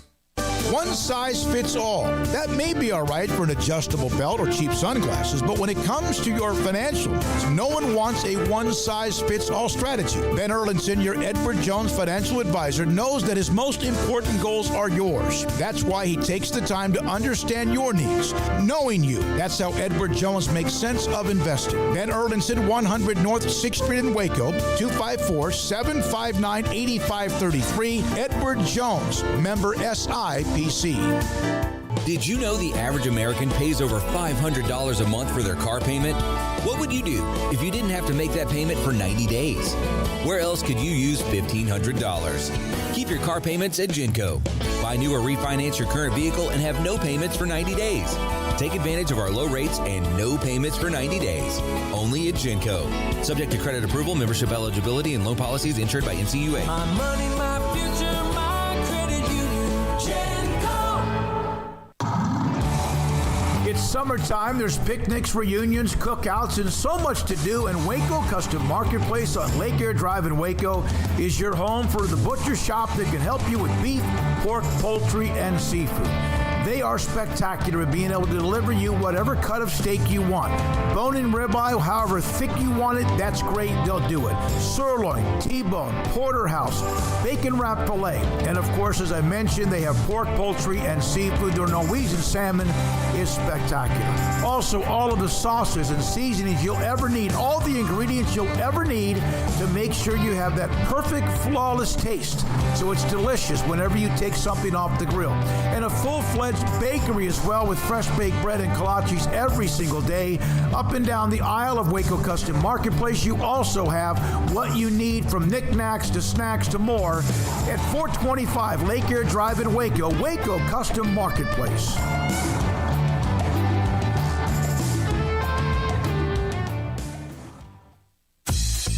Baylor Scott & White Southwest Sports Medicine and Orthopedics, the team physicians for Baylor Athletics, diagnosing and treating all sports-related injuries, including concussions. These specialists also provide orthopedic services for athletes and non-athletes alike, whether it's knee or shoulder pain, hand or wrist injuries, orthopedic spine care, and even an arthritis and total joint clinic. Trust the doctors Baylor Athletics trusts. Baylor Scott & White Southwest Sports Medicine and Orthopedics wants to get you back in the game. Let Camille Johnson Realtors guide you seamlessly through the process of buying your dream home or selling your current one. Commercial, farm and ranch, or residential, Camille Johnson Realtors can smoothly and successfully lead you through any transaction. With a team of 28 experienced agents who are excited about serving you, Camille Johnson Realtors services the entire greater Waco area. If you're in the market to buy or sell, contact Camille Johnson Realtors, 104 Midway Center in Woodway, or find them online at www.camillejohnson.com. Camille Johnson Realtors, elegant, charming, warm. Welcome home. This is Sikkim 365 Radio. Text us at 254-339-1122. The Sikkim 365 Radio text line is sponsored by Riverbend Liquor and Wine, with the most extensive variety of craft beer in Waco. A hidden gem on Lakeshore Drive and 19th Street. Speaking of that text line, let's jump into it right now. 254-339-1122. Joel from the Space Coast. That's in Florida, Jacob. That's not actually in space. I just want to make sure you knew that. Okay. You're new. I didn't want to, think like we're getting text from space. We're not. Not yet. That's the goal, though. Okay. But Jacob Wilson producing the show today with Garrett. So... But from Joel, the Big Ten will now be able to pay its linebacker coach more than a head coach in most other conferences. That's already kind of been going on. So not a surprise. But, yeah, now they absolutely will. The minute that you started seeing guys like who was the A&M defensive coordinator that came from that was at Arkansas, John Chavis in LSU. Like John Chavis getting $2 million a year. Then the horse was out of the barn then. But yeah, now they absolutely do. Matt in DC, Craig was right on the weight for the TV money. $62 million per school. Big 12 can get to 50. $100 million per school was all hype. Baylor is set. Well, let's pump the brake. It's $62 million between CBS, Fox, and NBC networks, and then you add in the money that they all get from the Big Ten network, which is sizable. It's huge. It is more than the AAC TV deal and the Sunbelt TV deal combined, just for that one network there. So, yeah, I mean, they're going to be getting $78, $79, $80 million in the earlier parts of this deal, and maybe we'll get more down the line. We'll see as the escalators go and what that's going to be. They'll get close to $100 million. The goal for the other conferences, though, is to bridge the gap as much as they can. And let's see. From the 513, Notre Dame will get $75 million easy from NBC. Big 12 needs to urgently add 2 of the 4 corner schools before their TV deal, and the Pac-12 is toast. I don't think they'll give Notre Dame $75 million a year for 6 or 7 home games. I mean, that's what they get. NBC and Notre Dame have a very lucrative deal for both of them. It has worked out well for a long time. But NBC only has the home games. And if you don't believe me, wait a couple weeks when Notre Dame plays on the road, and you'll not be watching that game on NBC, and you'll be like, oh, okay. So Notre Dame also gets money from ABC and ESPN as well. So they make money they get Disney money, because they have to share it with the conference. But if you're playing, they get it, but they get money, from the ACC deal, overall for their other sports. But for football, they're kind of on their own there. But if they're playing at Stanford, then Stanford's getting that TV. That's a Stanford home game. That's Stanford's TV money before the whatever revenue splits there are. And don't get me to lying about what all those are. But NBC and Notre Dame only has the home games, which is why earlier, and if you missed it, I suggest you go back on YouTube and watch it. Once the show was over, Bob Thompson said that it's interesting because the Pac-12 can't really do this, but the Big 12 could. On the days where Notre Dame is on the road or they don't have a Notre Dame game, there could be some windows on NBC for them to put a Big 12 game on, which would be very beneficial for the Big 12 because they can fit in that middle-of-the-day time slot, when they've got the primetime Big 10 game, which is what they're going to have. And that's the setup. It's going to be CBS at 3:30 or Fox at 11, CBS at 3:30, and then the primetime game at 7, which would be Central Time here on NBC. So when they don't have that Notre Dame game in the middle of the day, then they can just throw on a Big 12 game of the week and for them and help out with it. So that's not every week, but that could be 7 weeks maybe, that they could have, and that's 7 TV windows that could highlight the Big 12 as well. We'll take a break right here. When we come back, we'll talk Dallas Cowboys for a segment. Mickey Spagnola, DallasCowboys.com. Cowboys and Chargers practice together today and play tomorrow in a preseason game. We'll talk about their lack of depth at key positions. This is Sikkim 365 Radio, 365 Sports. We're fighting hard at Pickup Outfitters in our battle to end truck nudity. But it's not just about putting an outfit on a naked truck, it's about making sure you have the very best customer service. So we offer the Pickup Outfitters Lifetime Installation Guarantee. Over time, sometimes your outfit needs a little tune-up, maybe some tightening, adjusting, whatever. If you outfitted your truck at Pickup Outfitters, that tune-up is absolutely no charge for the remainder of the time you own that truck. We also offer free warranty assistance. If for any reason you need to use your warranty, you just bring it back to us and we take care of it. It just makes sense.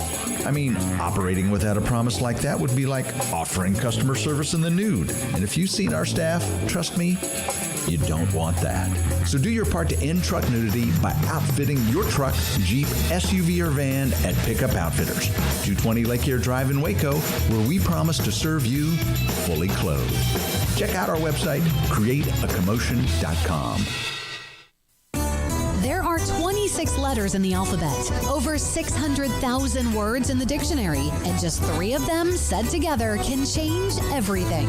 Let's order pizza. Those 3 words lead to dough made from scratch and 3 fresh signature cheeses that blanket golden crust in a heavenly melt on Marco's Pizza that'll blow your mind. So visit Marcos.com to order and stop by Marco's Pizza in Belmead, China Spring, Woodway, and in Robinson. Marco's. Pizza lovers get it.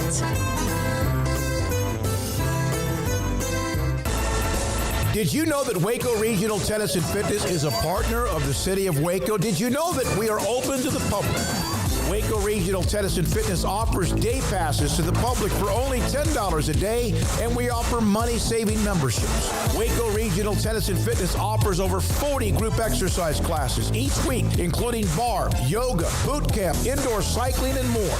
There are free weights, weight machines, TRX, rowing machines, stationary bikes, new treadmills, elliptical machines, and much more on the spacious weight room floor. Personal training available where you can be encouraged to grow. Sauna, whirlpool, tanning bed, and kids club. 17 tennis courts, 8 pickleball courts, youth and adult tennis and pickleball lessons. Waco's premier experience where you can help your mind, body, and soul. Visit our website at wacotennis.com. Call us at 254-753-7675 or visit us next to Hawaiian Falls on Lakeshore Drive in Waco.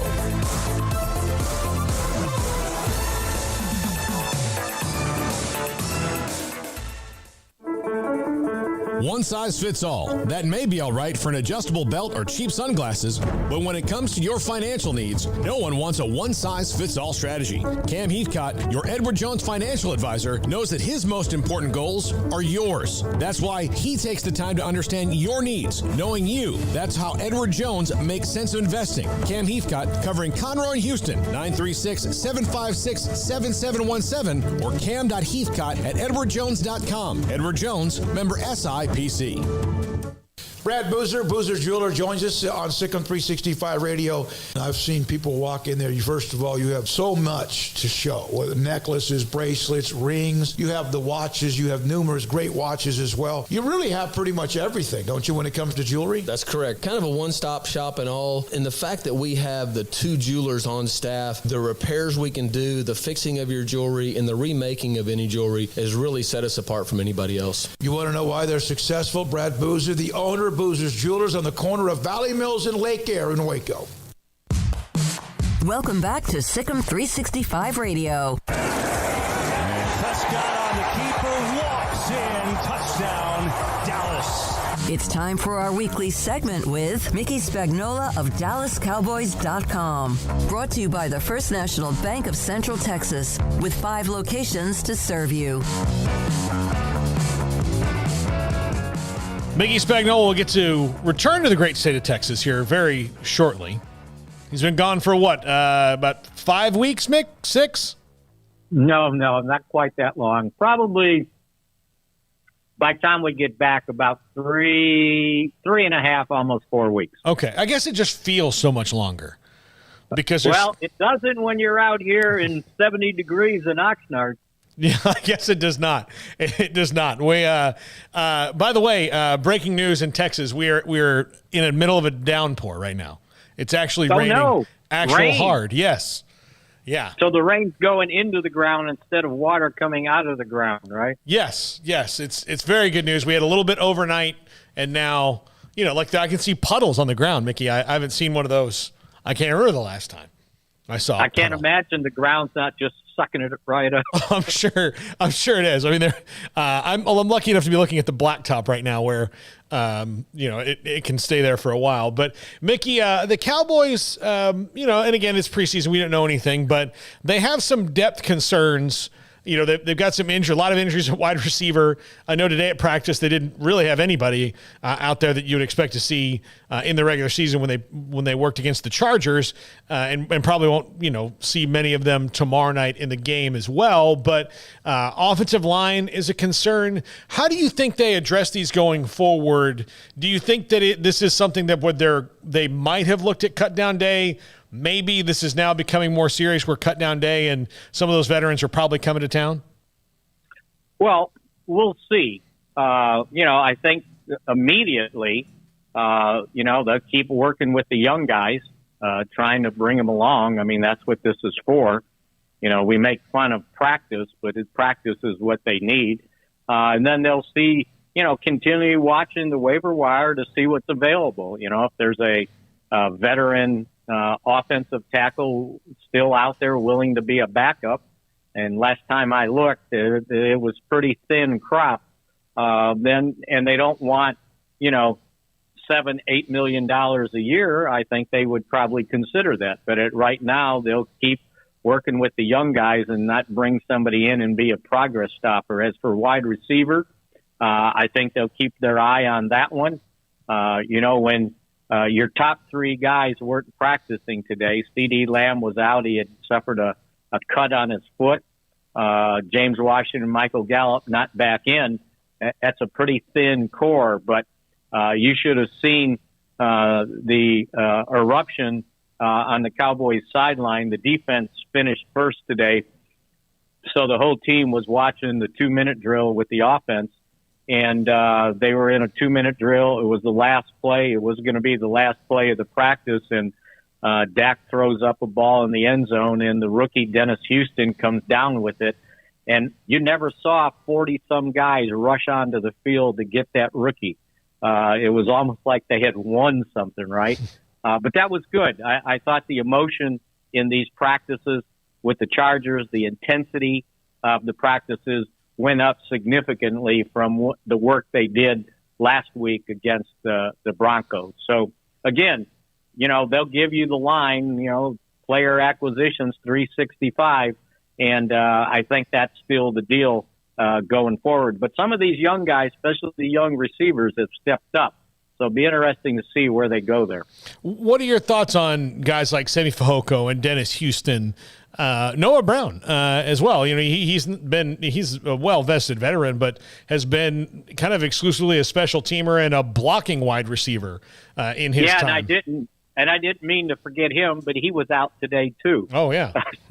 So maybe their top 4 receivers were missing. Dennis Houston's been impressive for an undrafted rookie. He continues to make plays. Semi Fehoko, the more opportunities he gets, the better he gets. I think sometimes people forget, Fehoko didn't get hardly any playing time last year. I think he got 7 offensive snaps.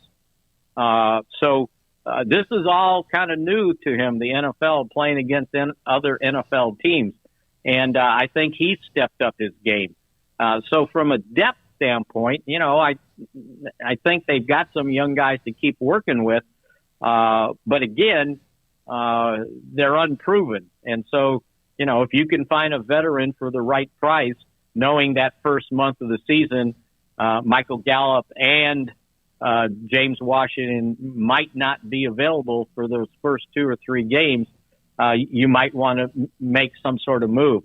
They may try to get through the first game, because if you pick up one of those, like a vested veteran, then they're guaranteed their base salary for the rest of the year, no matter what. So there's a little bit of jockeying going on and how they're going to have to deal with that final cut down, making room, and then when you bring in a veteran, if indeed you want to. There's some shakiness around Kelvin Joseph right now. Mickey, why is that? Well, he's another guy that didn't play much last year. Mm-hmm. When he played against Denver, he played half as many snaps.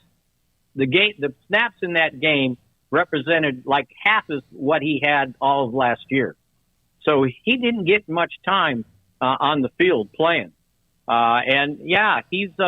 I think Deron Bland may have passed him up, their rookie 5th round draft choice, I believe it was. And he's another guy. The last play today for San Diego, I knew I'd say it, for the Chargers in their final 2-minute drill, he had an interception. So 2 young guys concluded both sides of the practice with a touchdown, reception, and an interception. So it was pretty good for the young guys. But Kelvin Joseph needs work. He's not there yet. But again, as long as they're healthy and they got their top 3 guys, which they didn't today, by the way. Jordan Lewis strained a hamstring yesterday, so they were trying different combinations in the slot. But maybe the best one might have been playing Bland in the slot.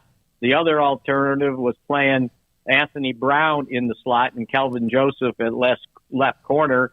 And at times I saw Jabril Cox lining up in the slot, depending on what the offense was in. So they were trying different combinations. But, yeah, he just needs to play. He needs to play more.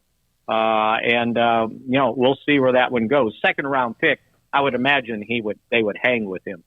I just see some people saying, he's not had a great camp so far, and just wanted your opinion on that. But it is interesting. You mentioned Deron Bland and Dan Quinn in his 2nd year with the Cowboys. One of the things you start to see is, when you draft people, you pick up people. I know Deshaun Wright had a tough game against the Broncos, but long corners with good speed, that's what he liked when he built that Legion of Boom there in Seattle. And you can start to see the seeds of what he wants to do and how he can find guys. If Deron Bland is good in a 5th-round pick, that's what Dan Quinn did with that. I mean, people don't remember Richard Sherman wasn't a super high draft pick. Cam Chancellor wasn't, but they were collectively one of the best secondaries in the league for several years.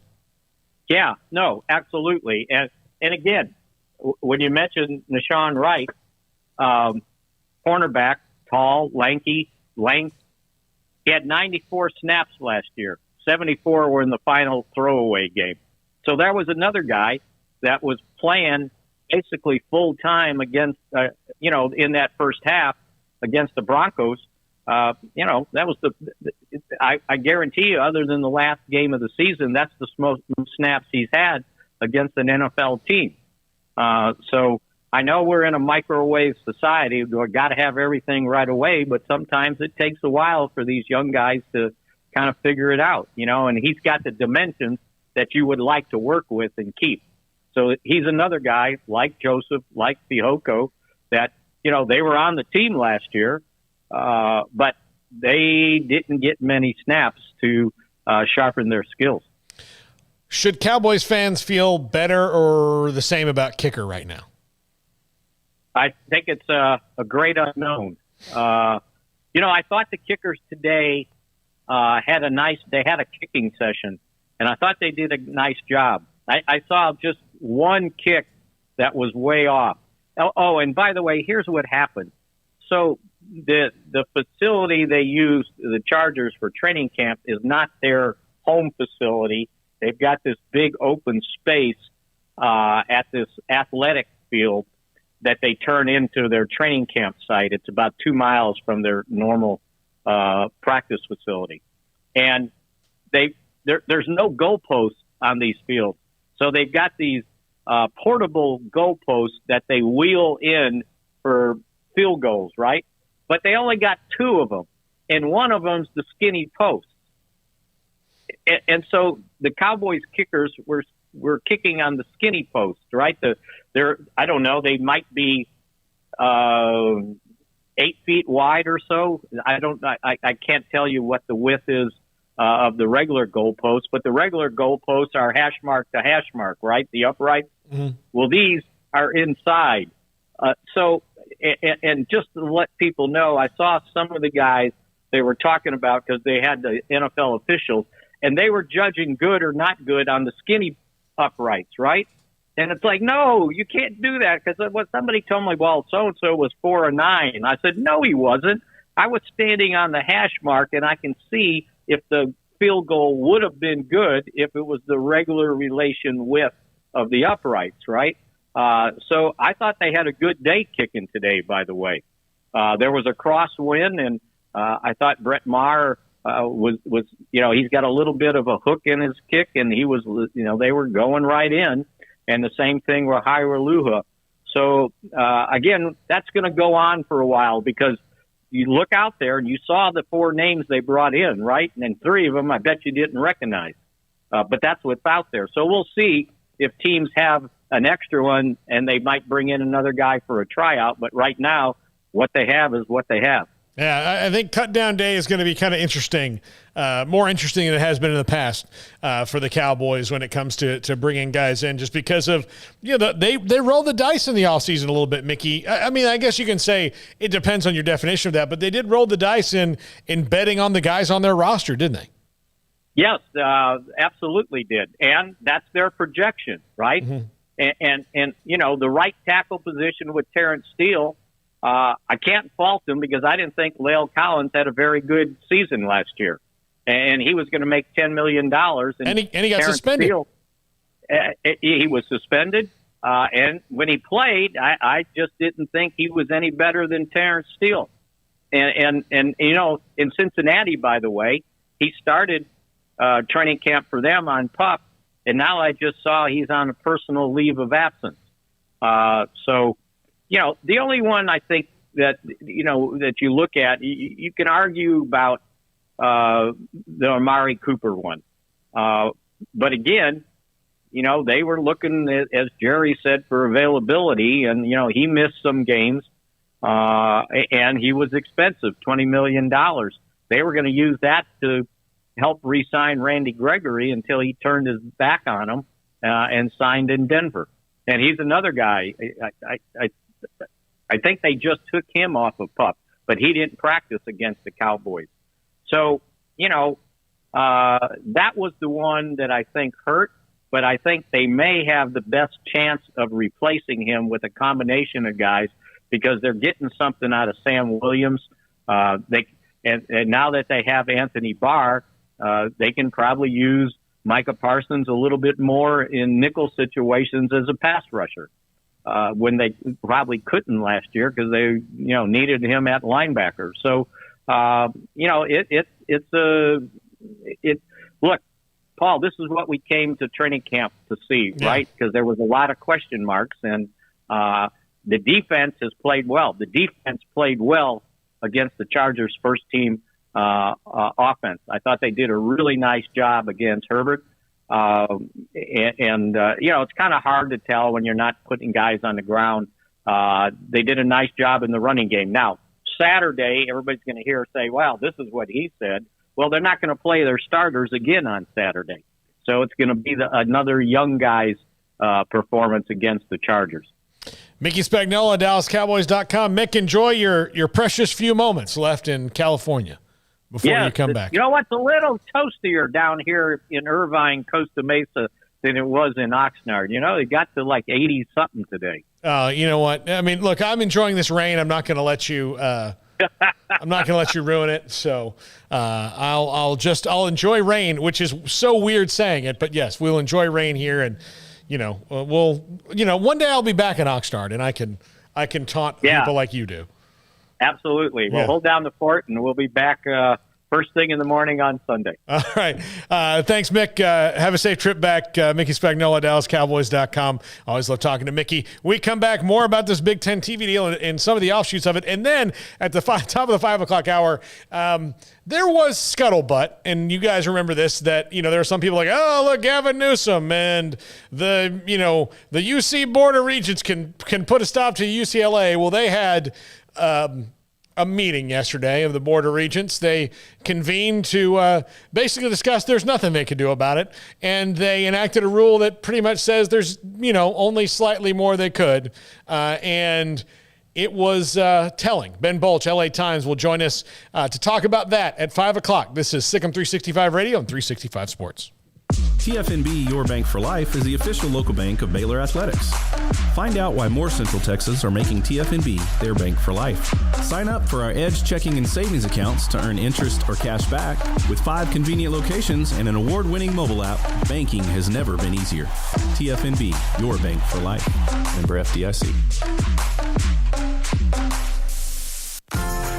Automatic Chef Canteen is a full-service micro-market vending and office coffee provider with state-of-the-art vending equipment, a wide variety of products, and offering custom-fitted micro-market vending office coffee solutions for your employee break room. You want a full break room solution and a workplace oasis? Well, Automatic Chef Canteen, locally owned and operated for over 50 years in Central Texas, also includes in-house mechanics on call 24/7 for fast, reliable service and maintenance. Automatic Chef Canteen, 6900 Imperial Drive in Waco, or online at automaticchefcanteen.com. Don's Humidor, your home with a 48-foot walk-in humidor with the elite cigar brands from around the world, including the #1 cigar of the year, Aging Room Cuatro Nicaragua. Plus, they have the great brands like Macanudo and Artur Fuente, Rocky Patel, Aston, and so much more. CBD, great for sore muscles, aches and pains, sleep, Vita Dreams, and anxiety, mild depression, general health and wellness. Their staff very knowledgeable on the subject. If anyone is curious about CBD, ask Carol and Ashley. Don's Humidor in the Townwest Shopping Center off Valley Mills in Waco. Shorty's Pizza Shack at 12th and Bagby is a homegrown, family-owned and operated must-visit pizza place in Waco. Fantastic pizza by the slice or get the whole pie to share. Great happy hour specials every single day, and it's not just pizza. Great wings. You have to try the Sikkim sauce, chili cheese fries, pizza pillows, and more. Dine in for a great hangout or carry-out. Order online at shortyspizzashack.com or do yourself a favor and bring your crew to the restaurant at 12th and Bagby. Shorty's Pizza Shack. Tell them Paul sent you by.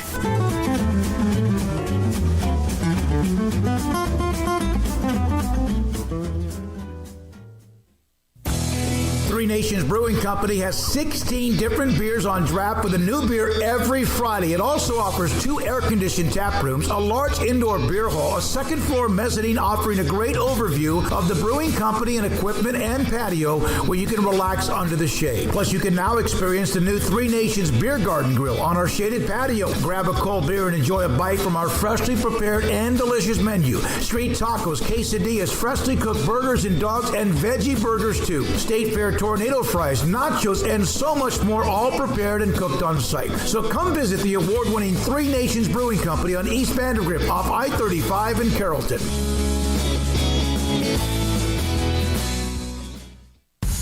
Texas Farm Bureau Insurance has protected fellow Texans with auto, home, health, and life insurance since 1952. With more than 260,000 square miles of land and 27 million people, that's a lot to cover. Whether you're wrangling cattle or wrangling kids, we're proud to protect Texans in all Texan ways of life. Stop by and see our agents at one of our 3 McLennan County locations. Coverage and discounts are subject to qualifications and policy terms and may vary by situation. Welcome back to Sikkim 365 Radio. Check out the 365 Sports family of channels on YouTube. Brought to you by TFNB, your bank for life. Welcome back. Sikkim 365 Radio and 365 Sports.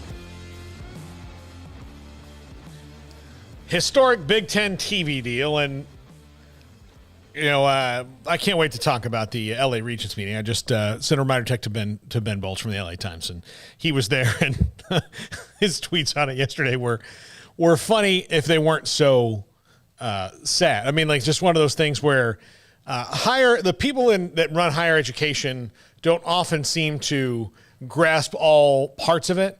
And then you get a lot of cooks in the kitchen like you do at the UC Regents system, where you're regents for not just UCLA and Cal, you're UC Santa Barbara and UC, Santa Cruz and all these other places.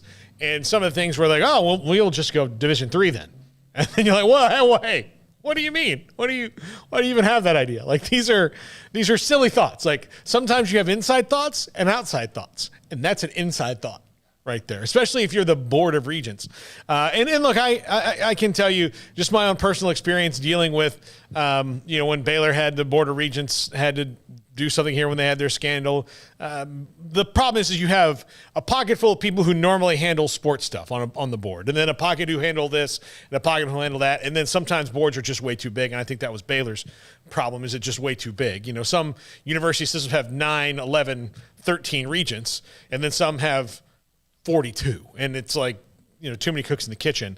And so their issue is that this became such a bigger issue than sports that they didn't know how to really react to it, because it was all new information for them. And very often, 99% of the time, when an institution has done something wrong and then finds itself under attack for doing something wrong, it moves to protect the institution instead of the members in it.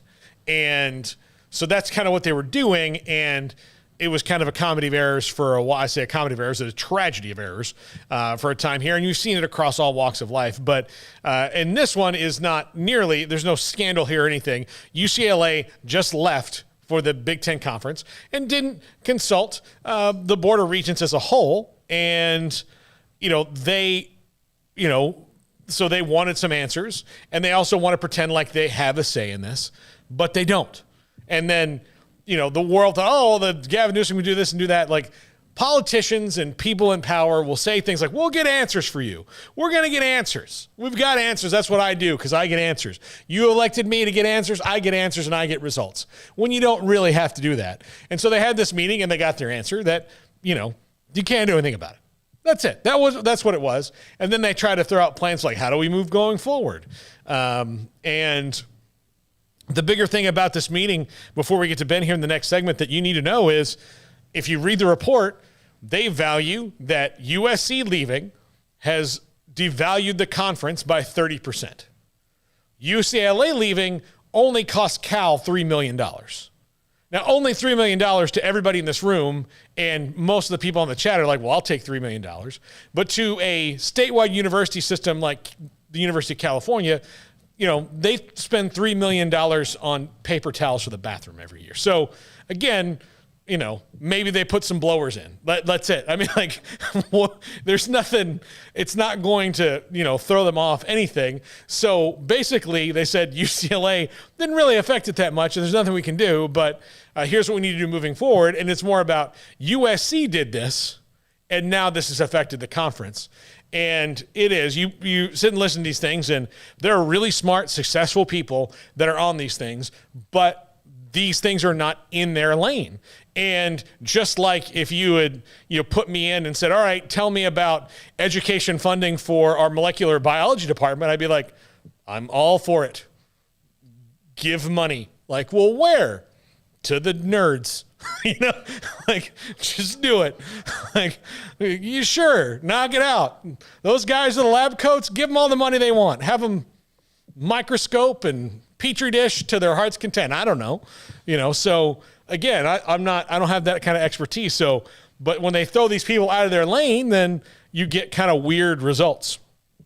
And I'm curious to hear from someone who, witnessed the whole board meeting and all that, and what it really means for UCLA, which is nothing, but what it means for the University of California system and Cal sports going forward. Ben Bolch, LA Times, joins us in the next segment, and Craig will be back for that one as well. Chat going wild. I cannot keep up with all of it. I'm just a man here alone by myself, so I forgive me if I've missed something good through that time. Let's see. Just a quick text from Raymond from Waco. Love Raymond. Hey, Paul, does BYU bring the same eyeballs as either OU or UT? Just wondering. No, they don't. Nobody really does that could come back in. But BYU is a great addition is because they have a fan base that is, they're the only school that is what they are. They are just like Notre Dame is the only school that is what they are.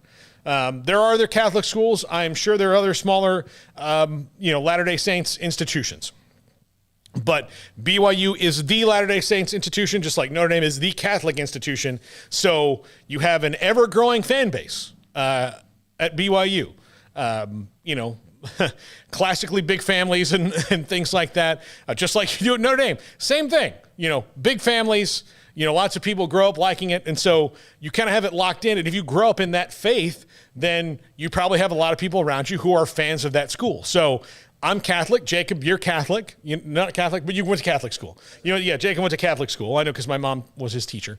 But you went to Catholic school. You know a lot of people who like Notre Dame because they just did. Hey, we like Notre Dame. Why? Well, we're Catholic. That's how it is. Yeah, it was at the forefront of everyone who identified Catholic, and there was absolutely no shortage of Notre Dame fans in the Riker community. Yeah, and it's not even like, did your dad go there? Did your mom go there? Uncle, grandma? I'm like, no. I'm they're the Catholic school, so I'm going to root for them.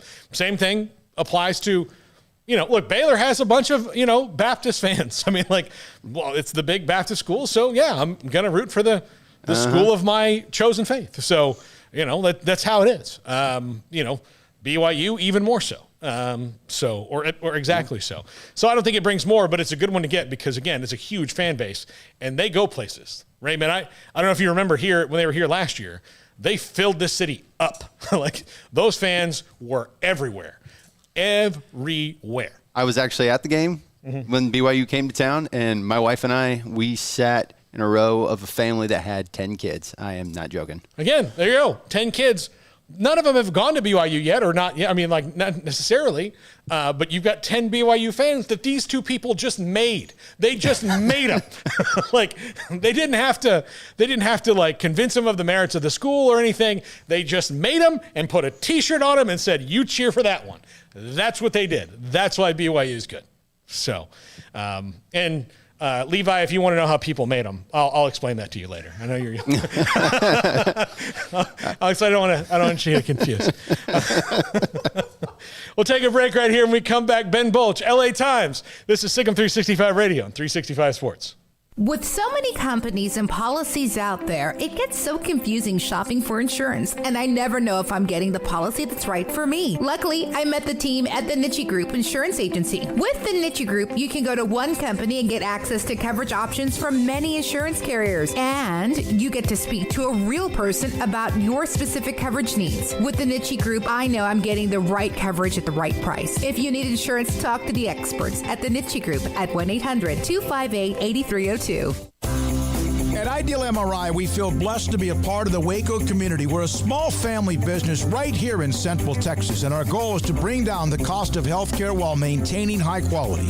At times like this, the cost of healthcare has never been more important, and unfortunately, significant illnesses and injuries still occur. That's why Ideal MRI is open and here to serve you through the difficult time. We offer premium MRIs just like a hospital with state-of-the-art technology and specialists, but you'll pay less. Sometimes thousands of dollars less, whether you're using insurance or not. At Ideal MRI, we accept most insurance and there are no hidden costs, even offering financing if that's needed. Everything included in the price, and you'll not get something as a surprise in the mail later on. If you need an MRI, ask your doctor about Ideal MRI. They'll know. You can schedule an appointment safely from home online in minutes at idealmri.com or give us a call, 833-IDEAL-MRI, idealmri.com. How did Edward Jones become one of the biggest financial service companies in the world? By not acting that way. Financial strategies, one-on-one advice, it's a big difference. And that's why Brad Wilson, your Edward Jones financial advisor, makes sense of investing. Experience the difference for yourself. Brad Wilson, 250 Sharon Drive in Woodway, 254-776-4337. Edward Jones, member SIPC.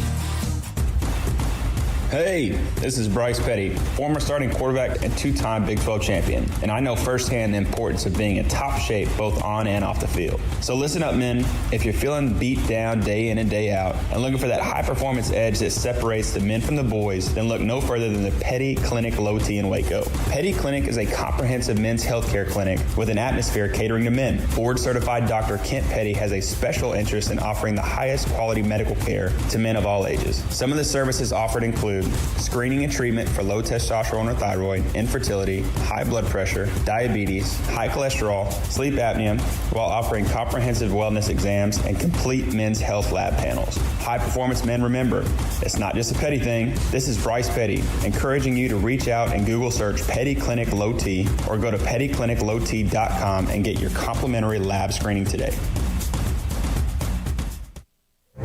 Stepping into a new pair of boots is great, but stepping into the boots of a U.S. Army officer can also add confidence and leadership skills to your son or daughter's career path. There are more than 150 occupational specialties to help them find the best fit for their future. See all the things your son or daughter can achieve in our boots at GoArmy.com. U.S. Army Waco Recruiting Company, 254-598-8131 or 254-776-1543. Welcome back to Sikkim 365 Radio. So 2nd and 6, back to the ground, Charbonnet. Couple of blockers in front. He explodes in. Touchdown UCLA. Bruins lead for the first time. The 5 o'clock hour is brought to you by Edward Jones and financial advisor Cam Heathcott. Edward Jones, making sense of investing. Now here's Paul Catalina and Craig Smoak. Well, our next guest did something, Craig, that I don't wish, after having to do it a couple times on any sports reporter, is have to sit through a Board of Regents meeting, because it's not really what we do all that often.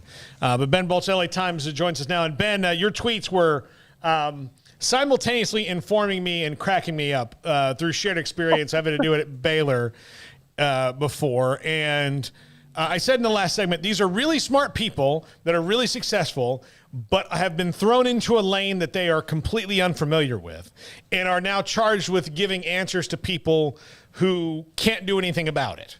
So your estimation on that UC Regents meeting yesterday about really what was it all about?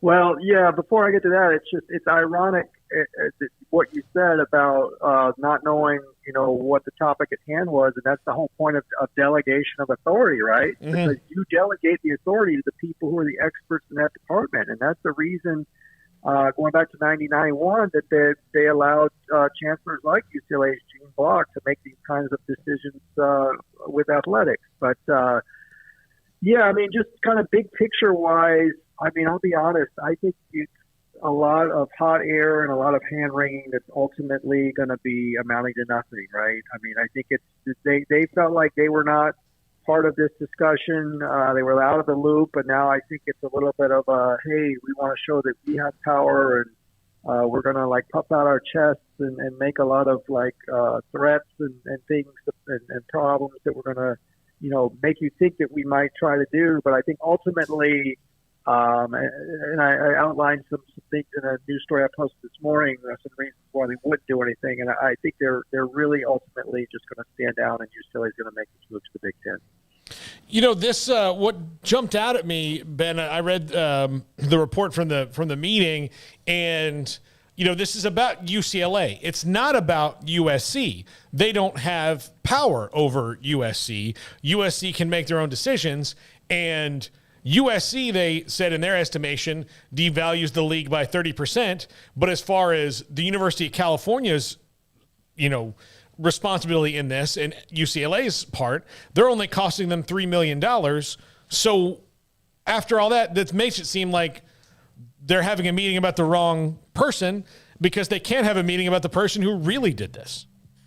Right, absolutely, yes, because USC obviously is a private school, not part of the UC system, but their departure has a huge impact on the Pac-12. So your point is exactly right, and I'll add something that was not mentioned is the fact that UCLA going to the Big Ten, in my estimation, is a net positive for the UC system, simply because it's such a big plus for UCLA in terms of finances, prestige, securing the future of an athletic department that was facing potentially having to cut some Olympic sports had it stayed the Pac-12. So, yes, Cal will take a little bit of a financial hit, but, big picture-wise, you basically have UCLA in just a much, much better spot. And I think that should be the big takeaway here. Ben, I do not care about politics in the slightest, really, but I know Gavin Newsom kind of got this ball rolling, only to not appear. Was that much of a surprise? Yeah, I didn't know really one way or the other whether to expect him to be there, but I think, the takeaway from a lot of observers and people following this was like, hey, if you're going to make a big stink about this, you need to follow through and show that you're committed to your cause. And by him not being there yesterday, it was a little bit of like, yeah, he wants to make a fuss, but it was just kind of a one-off, and now he's moved on to other things. So I think that if he really was invested in this and wanted to see it through, he would have been there. One suggestion that a regent made, which is kind of made me laugh out loud, was suggesting that they just drop down to Division III. How many of those things were kind of thrown out there to kind of throw things at the wall that muddied this water a little bit?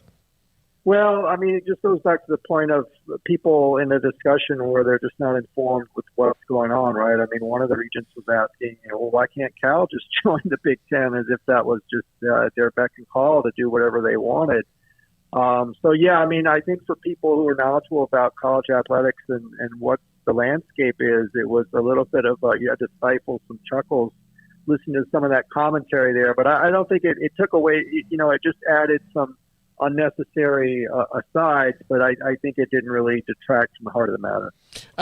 Ben, your thoughts on the TV deal that was announced today and what that means for USC and UCLA? Yeah, it's great for both schools, and I think the timing's a little bit unfortunate for UCLA, because if that deal had been announced a day earlier, or even before that, then maybe the tenor of that meeting yesterday might have changed, and it would have been even more obvious how important of a move this is for UCLA to secure the future of its athletic department, because some of the numbers out there, they're going to double or triple their yearly media rights income versus had they stayed in the Pac-12. How did they get in their debt situation in the first place? Oh man, you have like a half hour. They have some really dumb structural deals in place. Like for instance, I'll just give you a couple. They have to pay rent to use their own basketball arena, Poly Pavilion. They don't own it. They have to pay the people who staff the parking lots, but they don't get the revenue. Just mind-boggling things like that they've agreed to, and the question is, why did they agree to these, and who was behind that? That's like a story that needs to be told. I haven't gotten to the bottom of that, but and then obviously there's COVID. They had buyouts they had to pay for Jim Mora and Steve Alford, and they have some debt service on some new buildings. And then Under Armour, let's remember they pulled out of their record $280 million apparel deal with UCLA. So you add all those things together, and I'm sure I'm missing a few things, but it just was a perfect storm of debt making for a department that had operated in the black for most of the last 2 decades. So, Ben, just kind of in closing here, obviously the Pac-12 is going to have to get their ducks in a row, no pun intended, and kind of figure out what they're going to do and what TV networks are going to see the appeal in.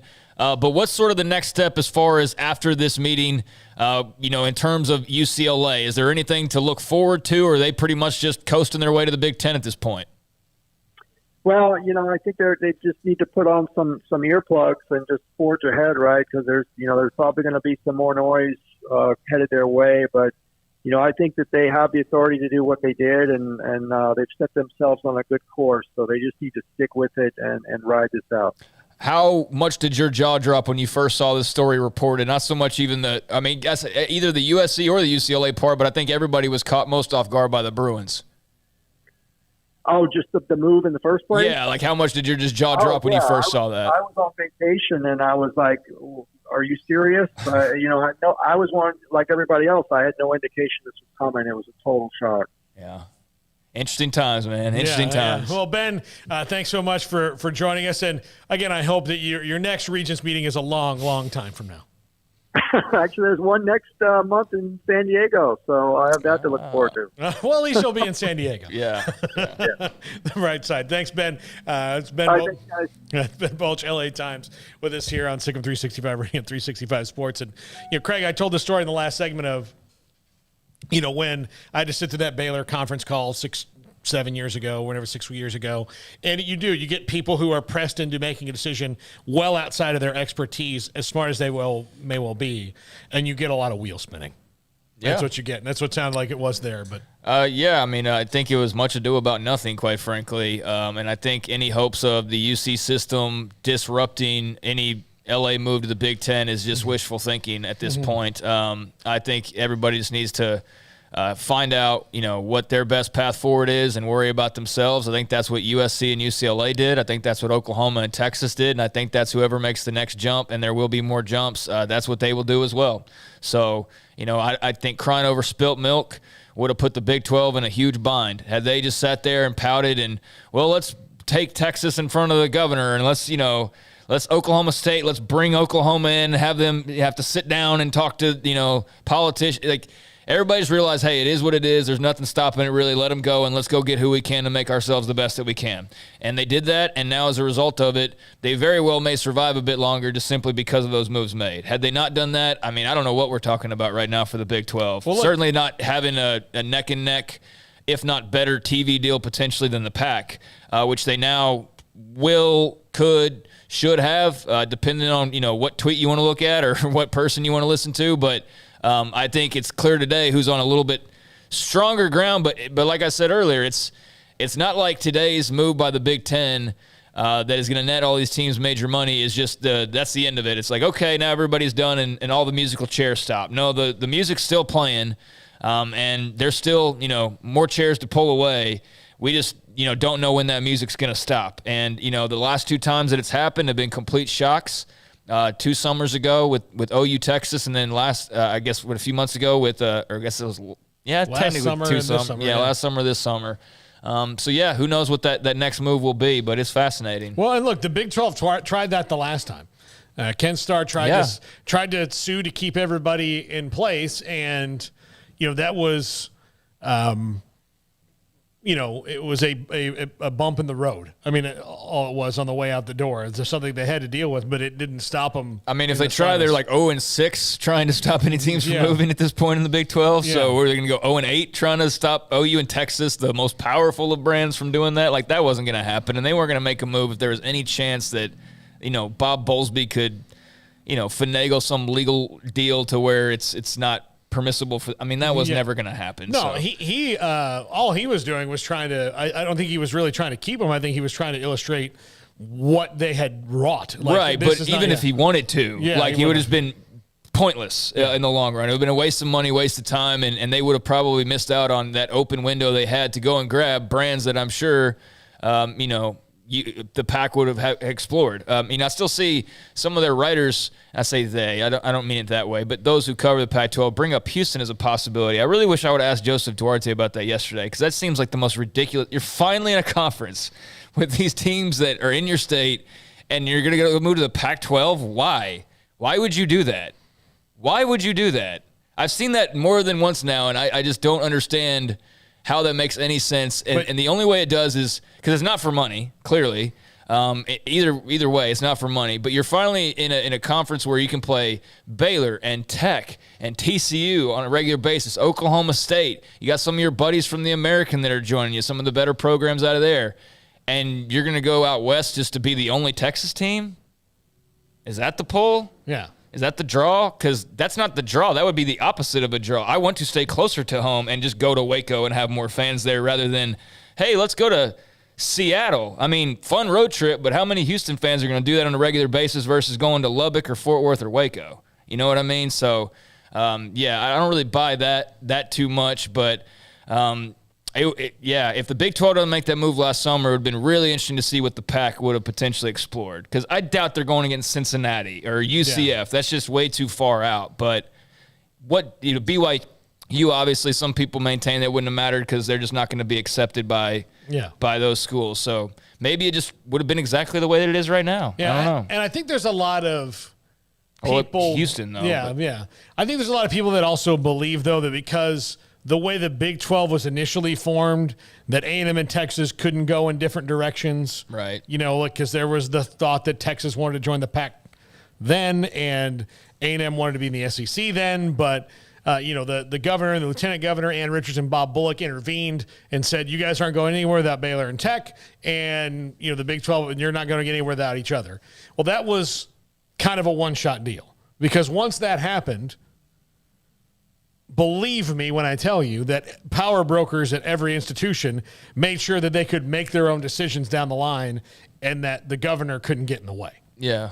So, that was a one-shot deal. It happened. But at the end of it, believe me, A&M knew when they made the decision that they could go to the SEC and nobody could stop them. And that any kind of lawsuit or anything you want to throw out there was just going to be lip service to the fact that they were leaving. So, yeah, the same thing with UCLA. Like, they knew what they were doing. And the people who – there were regents that knew what they were doing, but they were the ones who know how the athletic department works. The problem with UCLA and the University of California is it's not just regents for that school and the University and Cal Berkeley. It's 15 schools. To sum it up, I basically saw a good tweet about this, and I can't find it now. I was looking for it. But it was basically at the interest level in the meeting last night, and it was like Cal saying – yeah, how dare you do this? And it was UCLA saying, we want to leave. And then it was like literally every other UC school, like UC, San Mateo or, UC every one of them, every little outlet was like, we don't care, we don't care, we don't care, we don't care, we don't care, we don't care. Nobody cares,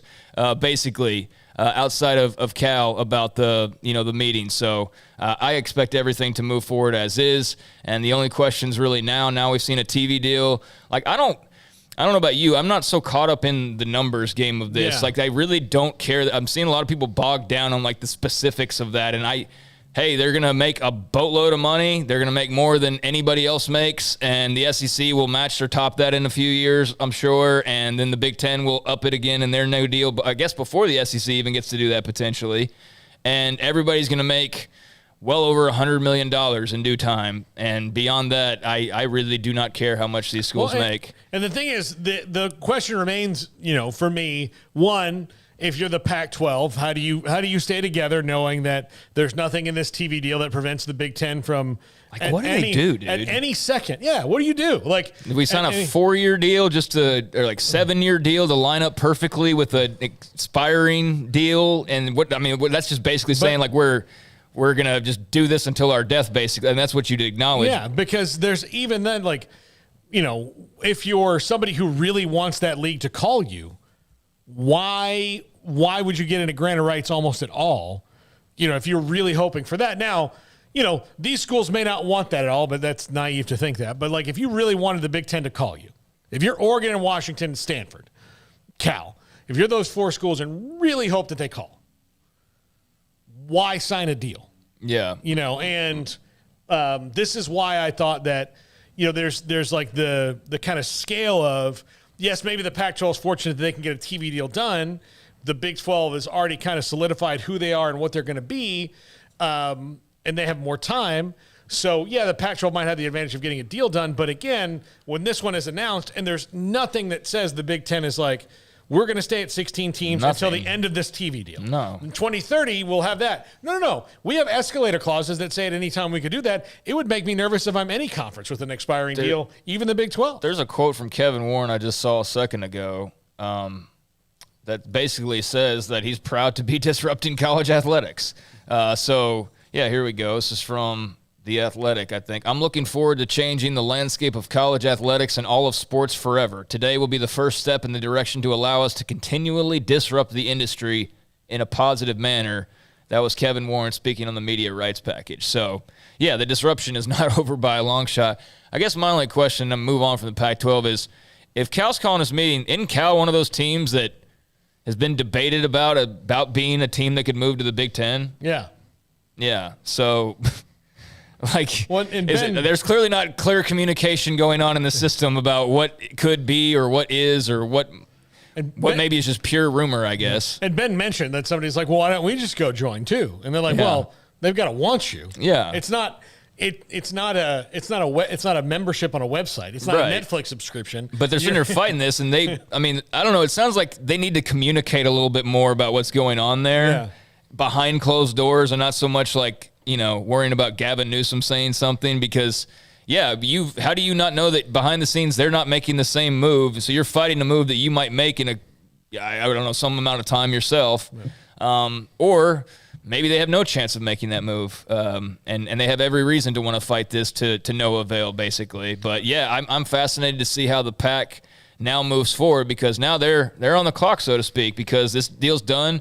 There was this waiting to see what networks and what streaming service and what this or what that. Is ESPN really not going to be involved? Okay, well, no, they're not involved. The streaming service is only Peacock, right? Yeah. So that leaves some things open for other schools, other conferences as well. So, ball's in your court, Kleofkoff. I know they've already had the ball in their court for a little while, and it, started the process, but now we will see. We will see what the networks think the Pac-12 in its current state is worth, and how somehow or another they're able to keep the whole thing tied together. But what is there potentially in that deal that allows everything to open back up if and when it needs to for a couple of schools in particular? I wonder now that the escalator clause exists in the Big Ten contract, if the Pac-12 will probably try to put the same thing in if they sign one.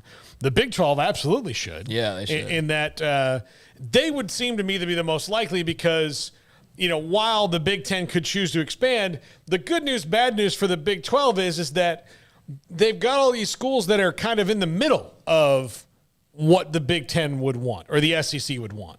They're not exactly that. Like, you can make arguments for anything, but, you can also make, if there's 5 arguments for, there's 5 arguments against the Big Ten adding Oklahoma State, right? So it's kind of a wash for the Big Ten. So that's where the Big 12, to me, is kind of an interesting position of power, is because there are 3 to 4 schools that are much more desirable to the Big Ten than they would be at this point.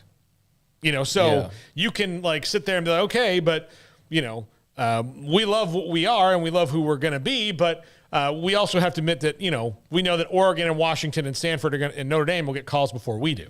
Right. So we can go kind of make our deal knowing that we're only going to get interfered with when everybody of them would say absolutely no. And then they also know, well, kind of like other than Notre Dame, who's going to say no? Kind of like the USC.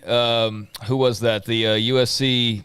I don't think it was the president, but whoever put the kibosh on the Pac-12 expansion. No, we're good where we are. And then like 2 months later, we're going to the Big Ten. Yeah.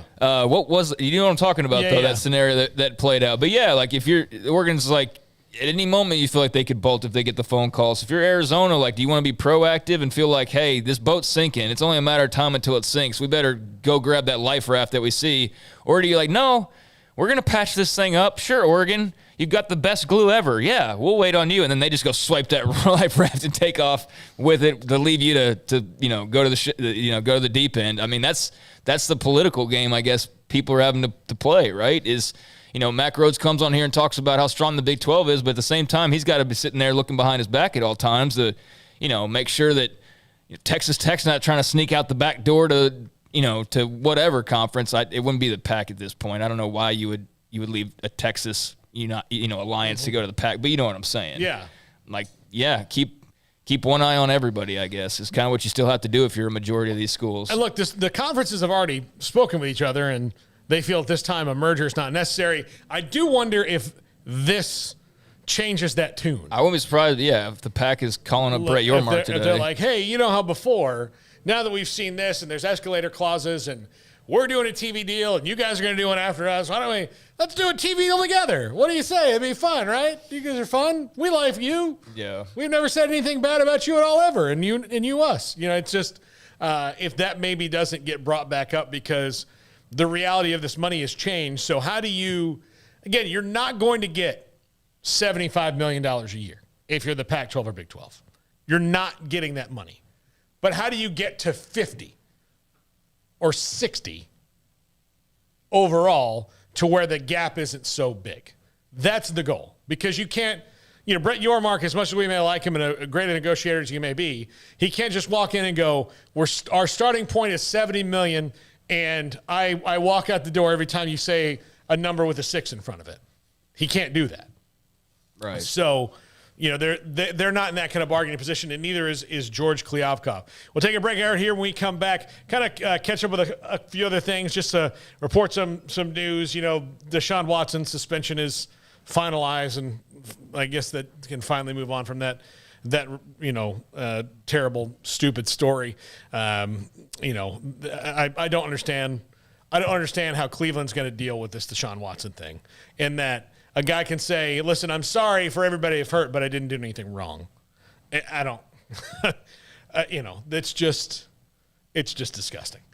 Anyway, we'll come back. We'll talk about that. Plus, the NCAA has asked schools to help with NIL investigations. Kind of shows you where they're at. Second 365 Radio, 365 Sports. Cars priced right both day and night. Average your car in Texas. Trucks built for you, red, white, and blue. Average your car in Texas. Cars that zoom with lots of room. Average your car in Texas. Count on us, a dealer to trust. Average your car in Waco, Texas. It takes time to reach goals. It's a truth that applies to more than sports. It goes for your financial goals as well. You work hard for your money, and you deserve an investment strategy that lines up with your game plan. And Tom Albers, your Edward Jones financial advisor, can help. If your financial investments aren't putting forth the effort you desire, stop by today for a financial review. Tom Albers, 4301 Lakeshore Drive, 254-776-7605. Edward Jones, member SIPC. From the first workout to the last practice, sports is an incredible challenge. Hi, this is Dan Ingham with the First National Bank of Central Texas, and we're proud to support each athlete, every parent, and our educators. From families, small businesses, to the biggest industry, we're here to help. With remarkable products like First Free Checking, we've got banking ideas that fuel big dreams. The First National Bank of Central Texas. Familiar faces making local decisions. Member FDIC, Equal Housing Lender. You want to know why Stonewood Dental is so successful? Listen to what happy customers have to say. pleasant. It's different than any other dentist office. I really feel like they care. And it's not that you're here for 2 hours waiting on someone to take care of you. It's quick and easy, and I bring my kids, and my kids love being here too. They really love the treasure box. Staff is really nice and accommodating, real friendly. You feel more like home. It's not sterile looking. Everybody has their own personalized rooms with decorations and decor, and they'll even have a blanket for you when it's cold. I've recommended people to actually come here, and they are patients now. I really love it here. It feels like family. Learn more, stonewood-dental.com. Brad Boozer, Boozer's Jeweler, joins us on Sikkim 365 Radio. Boozer's Jewelers on the corner of Valley Mills and Lake Air Drive. It's a staple of the Waco economy. And you're about to approach this time of the year where you have the holidays, special gifts. It's not that you don't have that every single day. What are some of the things you have coming up? We kind of call ourselves the wedding ring store. We do all of our own custom work in-house. I've got 2 expert jewelers on staff every day. We can make anything from scratch. We kind of pride ourselves. Probably 9 out of 10 every engagement ring we do is actually made custom to what the customer wants. People look at that, oh my God, I can't afford it. I can't afford something like that. You've shown me examples that you could fit pretty much any budget. It doesn't cost any more to custom make something. You still have gold, you still have diamonds, and you still have labor. Best thing about a custom piece is if you have any old jewelry or heirloom jewelry or something passed down from a grandma or somebody, we can take that jewelry and use it towards your wedding ring for the sentimental value, and then you've got the product, and then it's just a little bit of labor and a little bit of design on your part of what you actually want. You want to know why they're successful? Brad Boozer, the owner of Boozer's Jewelers on the corner of Valley Mills and Lake Air in Waco. Welcome back to Sikkim 365 Radio. Want more updates during the day? Follow 365 Sports YT on Twitter. Welcome back, Sikkim 365 Radio, 365 Sports, to the Riverbend text line real quick. For the 321, UCF alum here. My question for Bob Thompson is, I'm curious, just because the Big Ten has a unified TV presence on broadcast TV, why as an alumnus of UCF would I watch a Big Ten game? I think we've played Michigan twice, along with Ohio State and Penn State once in Ireland. Rutgers and Maryland were in our conference. Well, Maryland wasn't, but Rutgers was for a season or two. I will watch games late in the year, but mostly watching the Big 12 and AAC games wherever I can watch, unlike the NFL on Sunday. So why, is this not the last gap for broadcast TV and other and TV and streamers? Well, I kind of paraphrased that because it's getting long. The Big Ten has these huge alumni bases, which they can go to. And broadcast networks matter because everybody can get them. If you have a TV and an antenna, you can get the broadcast channels, so they're more widely distributed. Plus, the Big Ten can say it's in all these markets, which some of those, viewers are kind of phantom because they're potential and not people who are definitely going to watch. But that's why they get these numbers, because they're in all these markets and cable providers and networks and all that. Is some of it, kind of bogus? I don't know, bogus isn't the right word, but, theoretical, yes. But that's what these deals are based on. Yeah, like basically not a majority of New York City is watching Rutgers games. Yeah. But Rutgers is valuable because they have a lot of alumni in New York City. Yeah. But not because a lot of New York City is and there's watching a lot of Ohio State alumni in New York City, or whatever. and all that exactly. stuff. So They have big markets under their umbrella. But, to your point of, I don't know exactly what you're asking really, but I'm somebody who I'm sitting here looking at these numbers and everybody's like, Big Ten, Big Ten, Big Ten. And Big Ten's great, but I'm not seeking it out either necessarily. Like on a typical college football Saturday, I'm usually out because I'm at the Baylor game for hours on end, pre-post, like all the stuff that we have to do. So I catch games where and when I can. And I don't necessarily watch a ton of the Big Ten because it conflicts with the times that we're doing stuff, or it's not like the late night game when I finally get home and that's the Pac-12's little window right there. Or, potentially at times, Ohio State in the prime time or games like that, I do try to catch, but it's a lot of that's just kind of funny about this whole process is hearing about all these numbers and all these viewers and all these TV sets and all these different things. It's great to have people like Bob to kind of explain it because, just the average Joe like myself, it's like, I don't give a damn about the TV sets in New York and how many alumni Iowa has and like I don't think most people care about any of that, but it's, I guess, the only way to explain how they're getting the amount of money that they're getting and why it's so significant and the trickle-down effect and why it's appealing to other schools who are willing to give away long-standing rivalries and way cozier geographic settings to just go pursue the almighty dollar. So it's not the most interesting part to me, like number of TV sets and, you know, the levels of the contract. And like I said earlier, like the exact number, like, hey, they're going to make $100 million a piece at some point, whatever, like, cool. Beyond that, I really don't care too much about the details because I'm not seeing a freaking cent from it.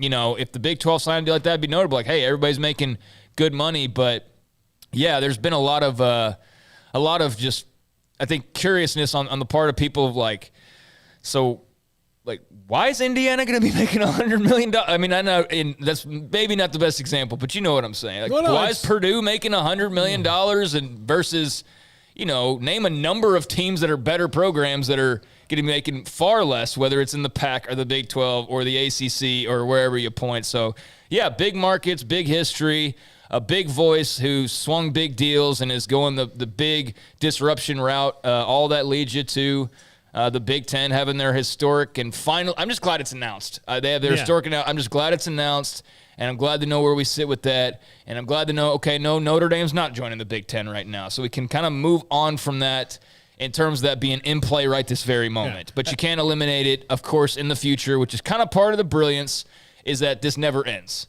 basically. Is that they can just, 2 years from now, well, if Notre Dame eventually, 5 years from now, if Notre Dame, you know, a month from now, if Notre Dame decides, and they can just be that team, just like all the rest that are being mentioned constantly. Yeah, I'll just tell you, you know, as a person we're in this business, you know, when we watch games, we're like, so at Baylor, we've got a little TV next to us and we can tune a TV in. Usually that TV is tuned to another game. We can tune it into, you know, usually we throw the big game on, or like if, you know, Florida State might be playing on ESPN, I'll flip it over to that so I can see that while I'm up at the Baylor game. But if it's outside of the teams that I like or cover, you know, on a regular basis, then I will just watch the best games, you know. That's so what I do. So the top 25. So it's regardless of conference. So if the Big Ten game at Fox at 11 o'clock happens to be a good one, and I can sit down and watch it, I will watch it. Right. It doesn't matter the conference. If the next best game is going to be USC and Oregon, and that's a Pac-12 game, and that's in the afternoon, then I'm going to watch that one. I'm not beholden to a conference as a college football fan. Yeah, I think that's kind of the disease that the SEC unleashed on everybody, and ESPN with the, you know, a lot of that propaganda and all that crap that just led to the tribal. It is really it amped up the tribalism to an extent that it wasn't really present prior to that, especially with conferences. And I don't know, I found that pretty much every conference hates a lot of themselves and hates, you know, their brothers and sisters in conference, and the SEC does too, but there's just like this little shine that's put on at the end of like, but it still means more, you know, like, yeah, Auburn and Alabama hate each other, but it means more than your teams that hate each other. And no, it just means more to me. Also means that, yes, Joe Burrow kicked our ass too. Yeah. Like, you know, like, okay. But I'm not going around like I'm not going to not watch Pac-12 games because there's a Big 12 rivalry now, or I'm not going to not watch the Big 10 because they poached USC. Like, I'm going to watch, like you said, whatever the best games are. I think it's great. The Big 10 has made their deal. Again, I'm more fascinated by it, not because of what they accomplished or anything like that. It's just what it means for the next phase of what, you know, others now have to respond with. Yeah, and as a person who hosts a show in Big 12 country like you do, and it will also do a Big 12 related show, the big one too, starting in 2 weeks, by the way, right after this show on Mondays, on this broadcast, on this channel. Yeah, I watch a lot of Big 12 games, but if it comes down to, and I'm just throwing out examples here, if it's, you know, a 5-5 Kansas State versus a, you know, 6-4 Iowa State team late in the year, and Clemson's playing Miami, I'm going to watch Clemson in Miami. Like, I'm not going to watch that game. I might flip in and check on it. I can record it and watch it back if I need to do anything for the show, if anything interesting happened, or I can see it. Like, it's not like 1981 where if I didn't hit the, you know, big VCR play and record at the same time and have to run off and the game's gone forever. I can see what I need to see in this business. So it's pretty easy to do the job now. So yeah, I'm going to watch the best game. It does not matter. It does not matter what conference I'm in. And that it just means more, and all that stuff is, like you said, tribalism, and they're trying to build a brand, and good for them that they've convinced people that it does just mean more. Well, I mean, the Big Ten means more now than it has in a long time. I mean, Kevin Warren's been effective in that, I think is the point. But yeah, as far as this, am I going to tune into more Big Ten games now because of this TV deal? No, I'm not. I mean, it might just be easier to find them, but no, I'm not going to now watch Indiana, Vanderbilt, or Indiana, Purdue, as much of a rivalry as that may be for some, because now it's on NBC, and that's not going to change my viewing. I will watch it at the same amount I watched it as if it was on the Big Ten network, previously. So I think there are parts of this that are a bit blown out of proportion, and I think that's just probably because it's up some people's alleys to blow maybe that part out of proportion, or that's their forte or whatever. But yeah, just as I don't know, I approach all this not as a network exec or a conference cheerleader or anything like that. Yeah, I prefer, or I've mostly lived in Big 12 country all of my life, but I'm not beholden to just the Big 12's the best thing ever and all that. Like you said, I'm watch the best games at the best times, the best opportunities, and however else all this rest unfolds. I mean, my interest in it is purely realignment driven, not so much how much Kevin Warren's making from this deal today. I don't care about that. Yeah, Joel sent this in. I don't care what anybody says right now that those two conferences have the big money, because the money being so obnoxious, there's inevitably going to be movement and unions where players are going to get paid from the school. So where do you think that puts Big 12 schools, or even the ACC with their payouts, ability to be competitive and go buy players because of where this is headed? Well, if they unionize, then that becomes a whole different thing, because then there's a minimum salary, and there's minimum things that you have to pay when you unionize. I mean, I do think that's where it could separate in a much more significant way is, if you do have Big Ten athletes starting what was the total on our deal? Everybody's making however much per institution. Everybody's making what is a, big overall figure. And Kevin Warren's shown his willingness to at least meet with whatever that group was a couple weeks back that was exploring unionization, that quickly backpedaled on that word and kind of retreated into the trees. I don't think we've heard anything about that since that kind of, was it Sean Clifford from Penn State that was involved with that, if I'm remembering correctly? Yeah. And kind of appeared and then went away very quickly. But Kevin Warren was going to listen to those folks, and I don't know. I read that quote of disruption. I think that if anybody were to do it, they would probably be the best candidates. But yeah, if you're looking at how there could be a even more massive shift or split between the haves and the have-nots, that would certainly be a way to do it. You'd have your, potentially your two big leagues that are, and I'm getting way too far down the road here, but to answer your question, if that were to come into play, yeah, I mean, that's how you could see there being this unbridgeable gap that we could never really turn back from. And you have real college football in the way that it's always kind of been, but NIL era, and then you'd have whatever the hell that mutated, basically pro version light would be with those who are now signing a bunch of guys to contracts, in theory, in the Big Ten and SEC. But and the thing is, we don't even know how a union looks. We had no idea on any of that. I mean, all right, so to play college football, there are a lot of jobs. To do the job, you have to be in the union. So do you join the college football union only if you're going to go to a school that can pay union thing? I mean, there's a lot of that. You can't, a lot of places you have to have union plumbers, or in Hollywood, you have to have union grips and cameramen and all that stuff. You can't just hire non-union because it affects your insurance. I don't know. I'm not a labor lawyer, so I can't tell you, but I don't even know how that really looks, especially considering that it is the exact opposite of what it started out to be 100 years ago. And we're just now starting to grapple with the fact that it could be a real possibility, that there'd be real, groundswell of support from the members of that potential union. As before, I don't think people even really thought about it, as far as players never thought about, I'm 18 years old, I'm going to be in a union for being a football player. So there's so much, I'm getting a headache just trying to explain it to myself. We're so far down the road on it's when it happens, we can talk about it, but that's what I mean. Is just, there's so much to that it's probably not as far down the line as I'm dismissing it and it sounds, but yeah, I mean, that's a whole nother freaking thing to what we've been talking about today. Yeah. Yeah. Some other news college football wise, this story just posted. The NCAA has asked its member schools to help its NIL violation investigations. They're just kind of, I don't even need to get into this too much, but I mean, why would they help if they're just going to go away? It shows you how far behind they are the curve on this, where they're just calling them going, hey, can you guys do the job that we're completely incapable of doing now? Do you want to put forth some resources to doing that? Would you get your own self in trouble? Would you do that for us? Because we can't do it. And then if you do investigate it on your own and you do report the violation, you're going to bring it back to us and we can't really do anything about it. Like, what a just ridiculously broken machine the NCAA is.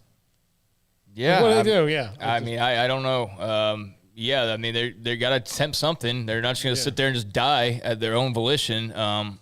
So, yeah, I don't know what that entails. Or, I mean, that's not – I don't think that's exactly brand new that they've floated that out there. But they sent a letter today to the schools. Okay. Well, yeah, I mean, I have no idea how that works out. I don't know why you would, to your point, help with your own investigation that could get you into trouble. So I have to read what exactly they're asking as far as that goes. But yeah, I don't think too many would be quick to put themselves in any more trouble. Yeah, they want self-regulation. Okay, we haven't talked about it. I wanted to wait till the end of the show because I think he's been given too much time as it is.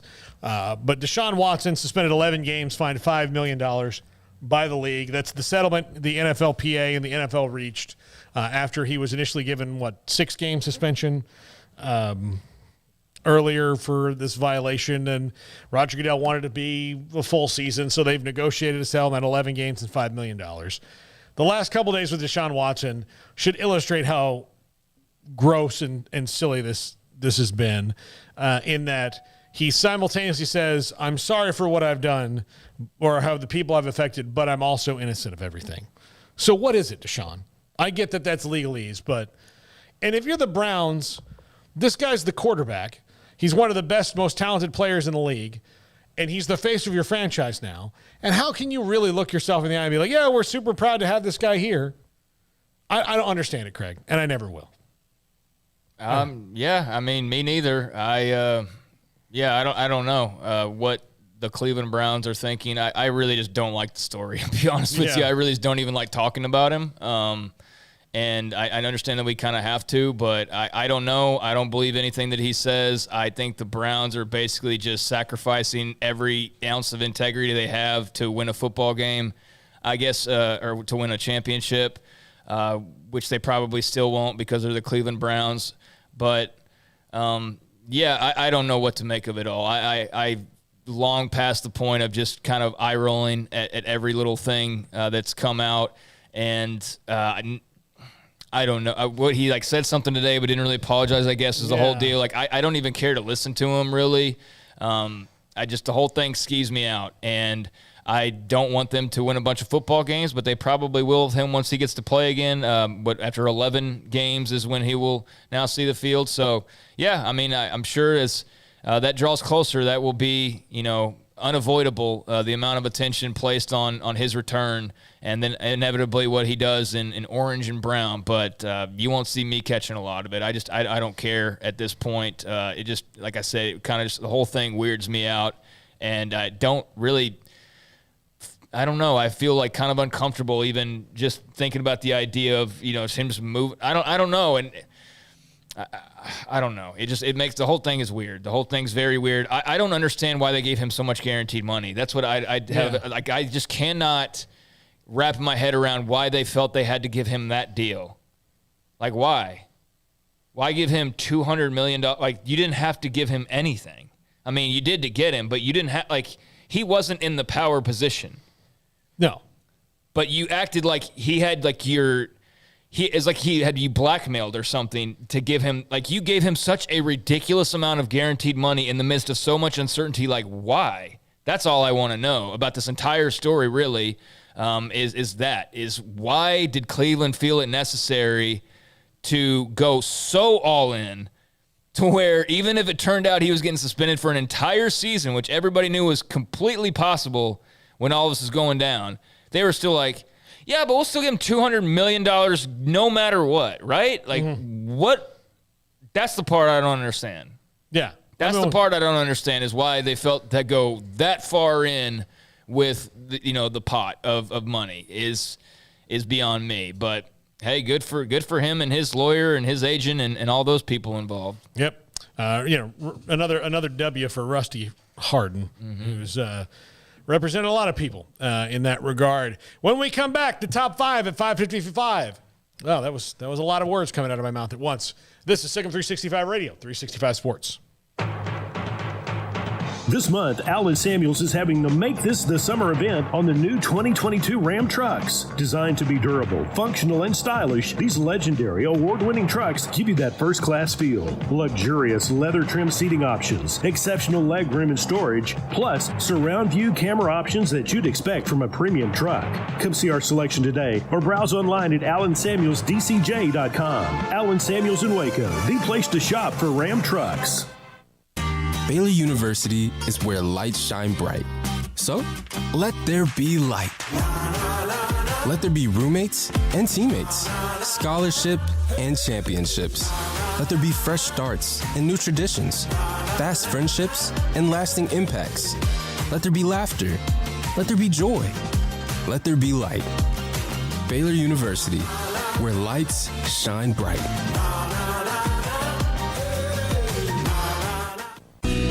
Let Camille Johnson Realtors guide you seamlessly through the process of buying your dream home or selling your current one. Commercial, farm and ranch, or residential, Camille Johnson Realtors can smoothly and successfully lead you through any transaction. With a team of 28 experienced agents who are excited about serving you, Camille Johnson Realtors services the entire greater Waco area. If you're in the market to buy or sell, contact Camille Johnson Realtors, 104 Midway Center in Woodway, or find them online at www.camillejohnson.com. Camille Johnson Realtors, elegant, charming, warm. Welcome home.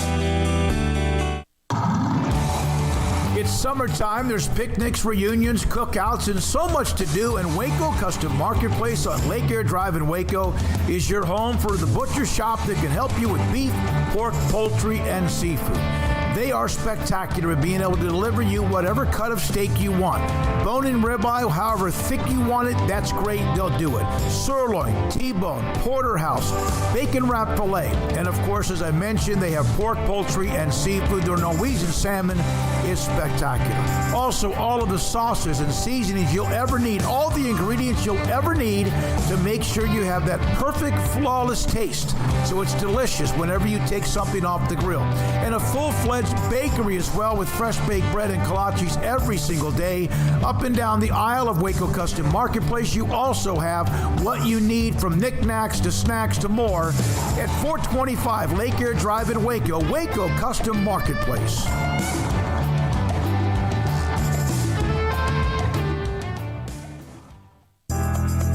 Riverbend Liquor and Wine, Lakeshore Drive, North 19th Street, right behind the bank, is a hidden gem in Waco. If you're a fan of bourbon, especially local Texas bourbons, that's where you gotta go. Balcones, TX, Devil's River, whatever it is, they've got it. Riverbend Liquor and Wine, plus the best selection of craft beers in Waco, seasonally churned out throughout the year. Whether it's spring, summer, fall, or winter, Riverbend Liquor and Wine, best selection of craft beers, a speedy drive-through window, and excellent customer service. Find out more on Instagram or just go by and see them. Lakeshore Drive at North 19th Street, behind the bank.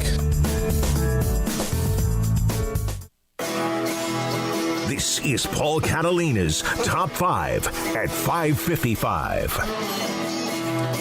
Welcome back, Sick'em 365 Radio, 365 Sports. Top 5 interesting parts of the Big Ten TV deal.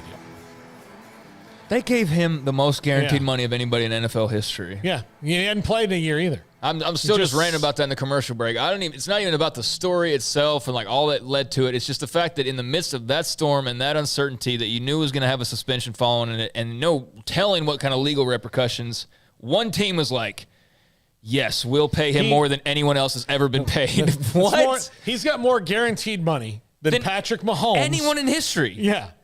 In the midst of all that, one team's like, we'll give him the most guaranteed money ever.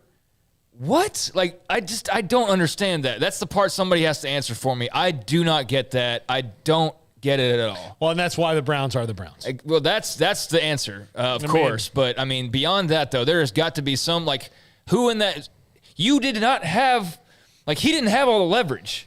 You had a lot of it.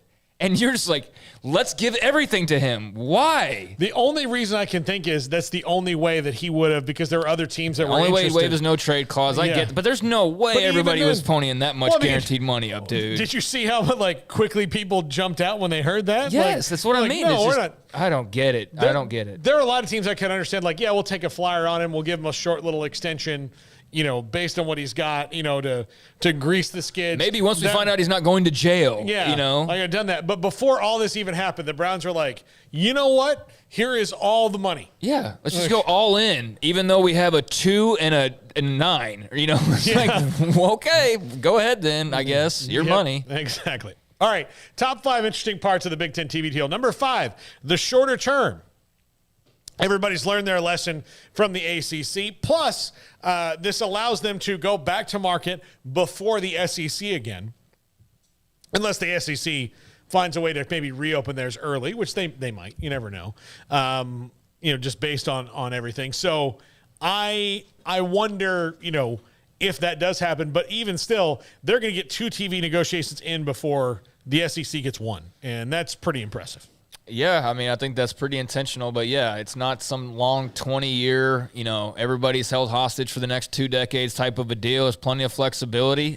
You know, speaking of people watching their backs, you know, it's kind of circling around to conspiracy land of the constant question of like, well, what if you're Purdue and you're not really bringing a whole lot to the table? Like, when do we get to the point to where some of the, I don't know if you'd refer to them as like bottom feeders, those who are clearly not making the same amount of impact as Ohio State is and pulling their $100 million weight as much as the Buckeyes are, you know, does that eventually seep into the Big Ten to where, you know, they start to throw some schools to the wayside? I mean, and maybe we'll get a clear picture of that whenever this next TV deal rolls around. Because that could be, in theory, I guess, be one way to increase some revenue to reconfigure the conferences. But, yeah, I mean, I think the shorter length is very notable and plays well into, you know, that period a few years from now when everybody, like right now, will have all their deals kind of coming up at the same time. Yeah, it's interesting. You know, if you're – I want to know, like, at the end of that SEC deal, as the ACC deal becomes more – realistic that they know it's going to end, you know, which would be 32-33, kind of that if some of those teams like Clemson and FSU and Miami and North Carolina don't get the kind of oomph they need to buy their way out of that for a couple of years. Number 4, NBC's open slots.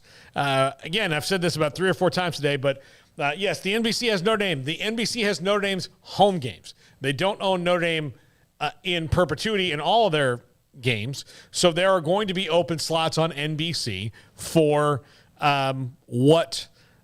not going to be the Big Ten and it's not going to be Notre Dame. So who does that go to? Well, talking to Bob Thompson earlier today, really the best candidate for that is the Big 12. So there could be 7, 8 or so games that the Big 12 could get on NBC to package with that Big 10 doubleheader. So this is potentially really good news for the Big 12, is that there's another network out there that could throw them some good broadcast windows.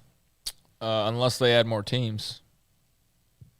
True. But yeah. Yeah. But yeah, so there's ways around those open slots. But yeah, I mean, in theory, and again, I need to read more about like all the details of all this, because saw the initial report and read up on it, but I know in the last 3 hours being out of practice and also hosting, I'm sure there's been some things that are of note regarding all this that have been probably clarified and whatnot, or of interest. But yeah, I mean, there's some tinkering around to do with some of the lineups and NBC, how they, you know, was it complimentary program or shoulder program, what have you? Yeah.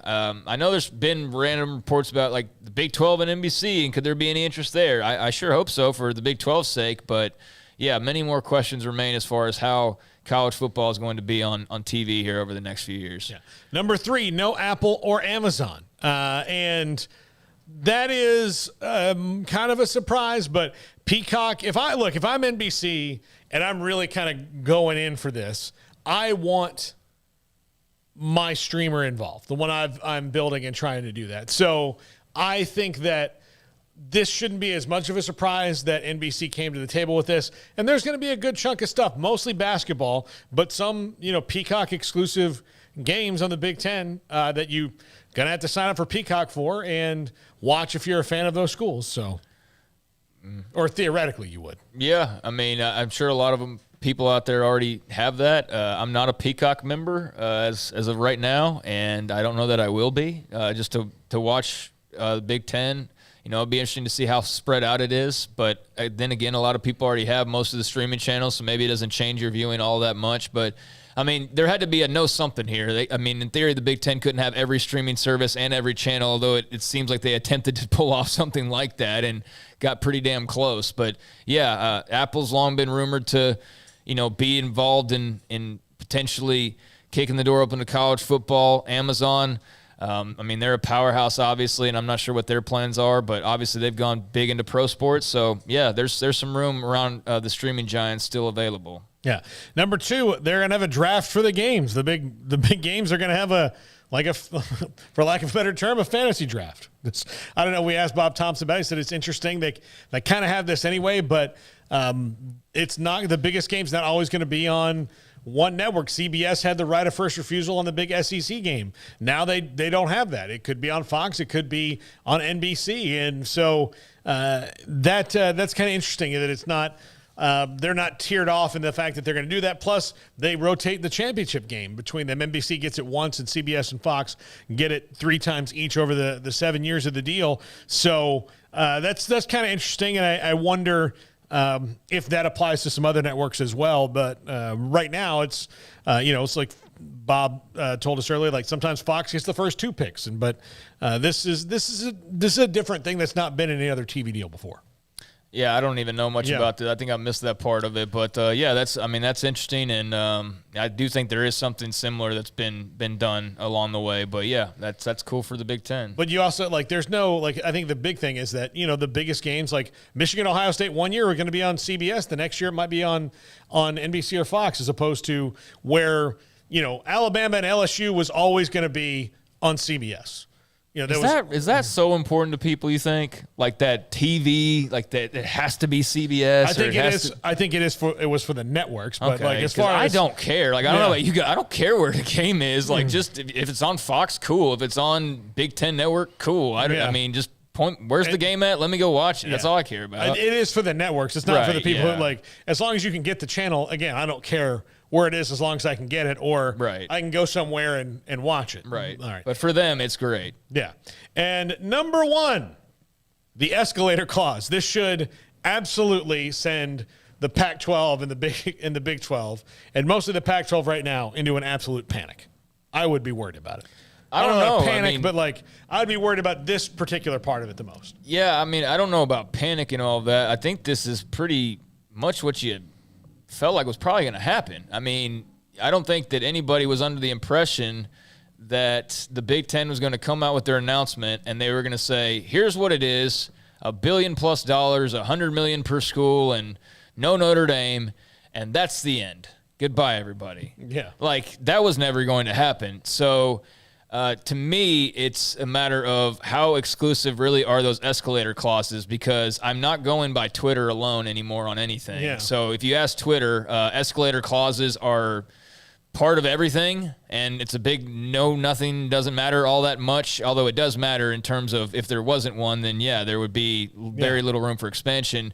And there's others that are like, that's the key to everything, and it's a major deal. So I don't know where escalator clauses fall as far as normalcy in these types of deals go, but I do know that for what we actually care about, which is the realignment part of things, that does leave that door wide open and unlocked even when it's closed. And if you're the Big 12 or you're the Pac-12, or I guess those are the main worries right now, because the ACC has their lengthy deal. But even beyond that, you can't be thinking just in a year-by-year mode at this point. Even the ACC's got to be looking way down the road now and saying, okay, how's this all going to work and what could it look like? But Pac and Big 12 can't sleep without having one eye open here for at least the immediate future. Yeah, that's absolutely true. And then, again, if you're Oregon and Washington and, you've kind of been given this idea that, well, if this wouldn't have to be after 7 years. If they just decided any time to join us or to invite us, we could go.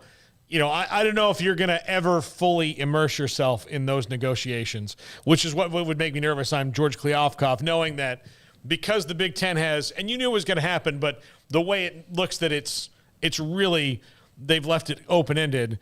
I would wonder if I'm ever really negotiating with all of Oregon and all of Washington, or if I'm just getting half of their thoughts. Well, Paul, that's the billion-dollar question now. Does this do anything in terms of stabilizing the Pac-12, and to what extent does it stabilize them? We'll know very soon now, because now the Big Ten's done. Thank God. Congratulations to everybody that made it all this way. All of the delays. It's supposed to happen, like Labor Day or whatever, and then it was, kick the can down the road because they were drumming up more interest, and then, now then Kevin Warren had everybody under the sun was bidding on it, and they just kept bidding, and then we finally got here, folks. We finally have some clarity on the Big Ten, and there's just as much mystery as ever on where this could eventually lead, even though we do have clarity. So that's fun, and that will certainly keep everybody kicking the tires on trying to assume what the next big wave will be. But certainly the Big Ten did not put the kibosh on that kind of speculation. So good for us, bad for potentially some others in the Big 12 or in the Pac-12. We shall see. Thanks to Ben Bolch. Thanks to Max Olson. Thanks to Mickey Spagnola. And thanks to Bob Thompson. Thanks to Craig, Levi, Emery, Jacob, to Scott, I believe. It's from Scott. Let's see. We got our Oklahoma State helmet. Oh, hey. We got our Oklahoma State Pokes. helmet. Yeah, it's from Scott. Yes, thank you. There you go. And thanks for not having Pistol Pete and his cold dead eyes staring back at me. I appreciate that. This is Sick 'em 365 Radio, 365 Sports.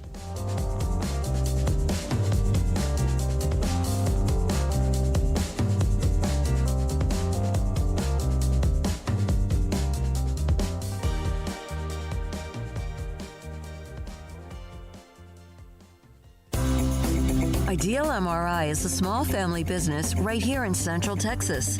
We're open to support you while lowering the cost of healthcare bills.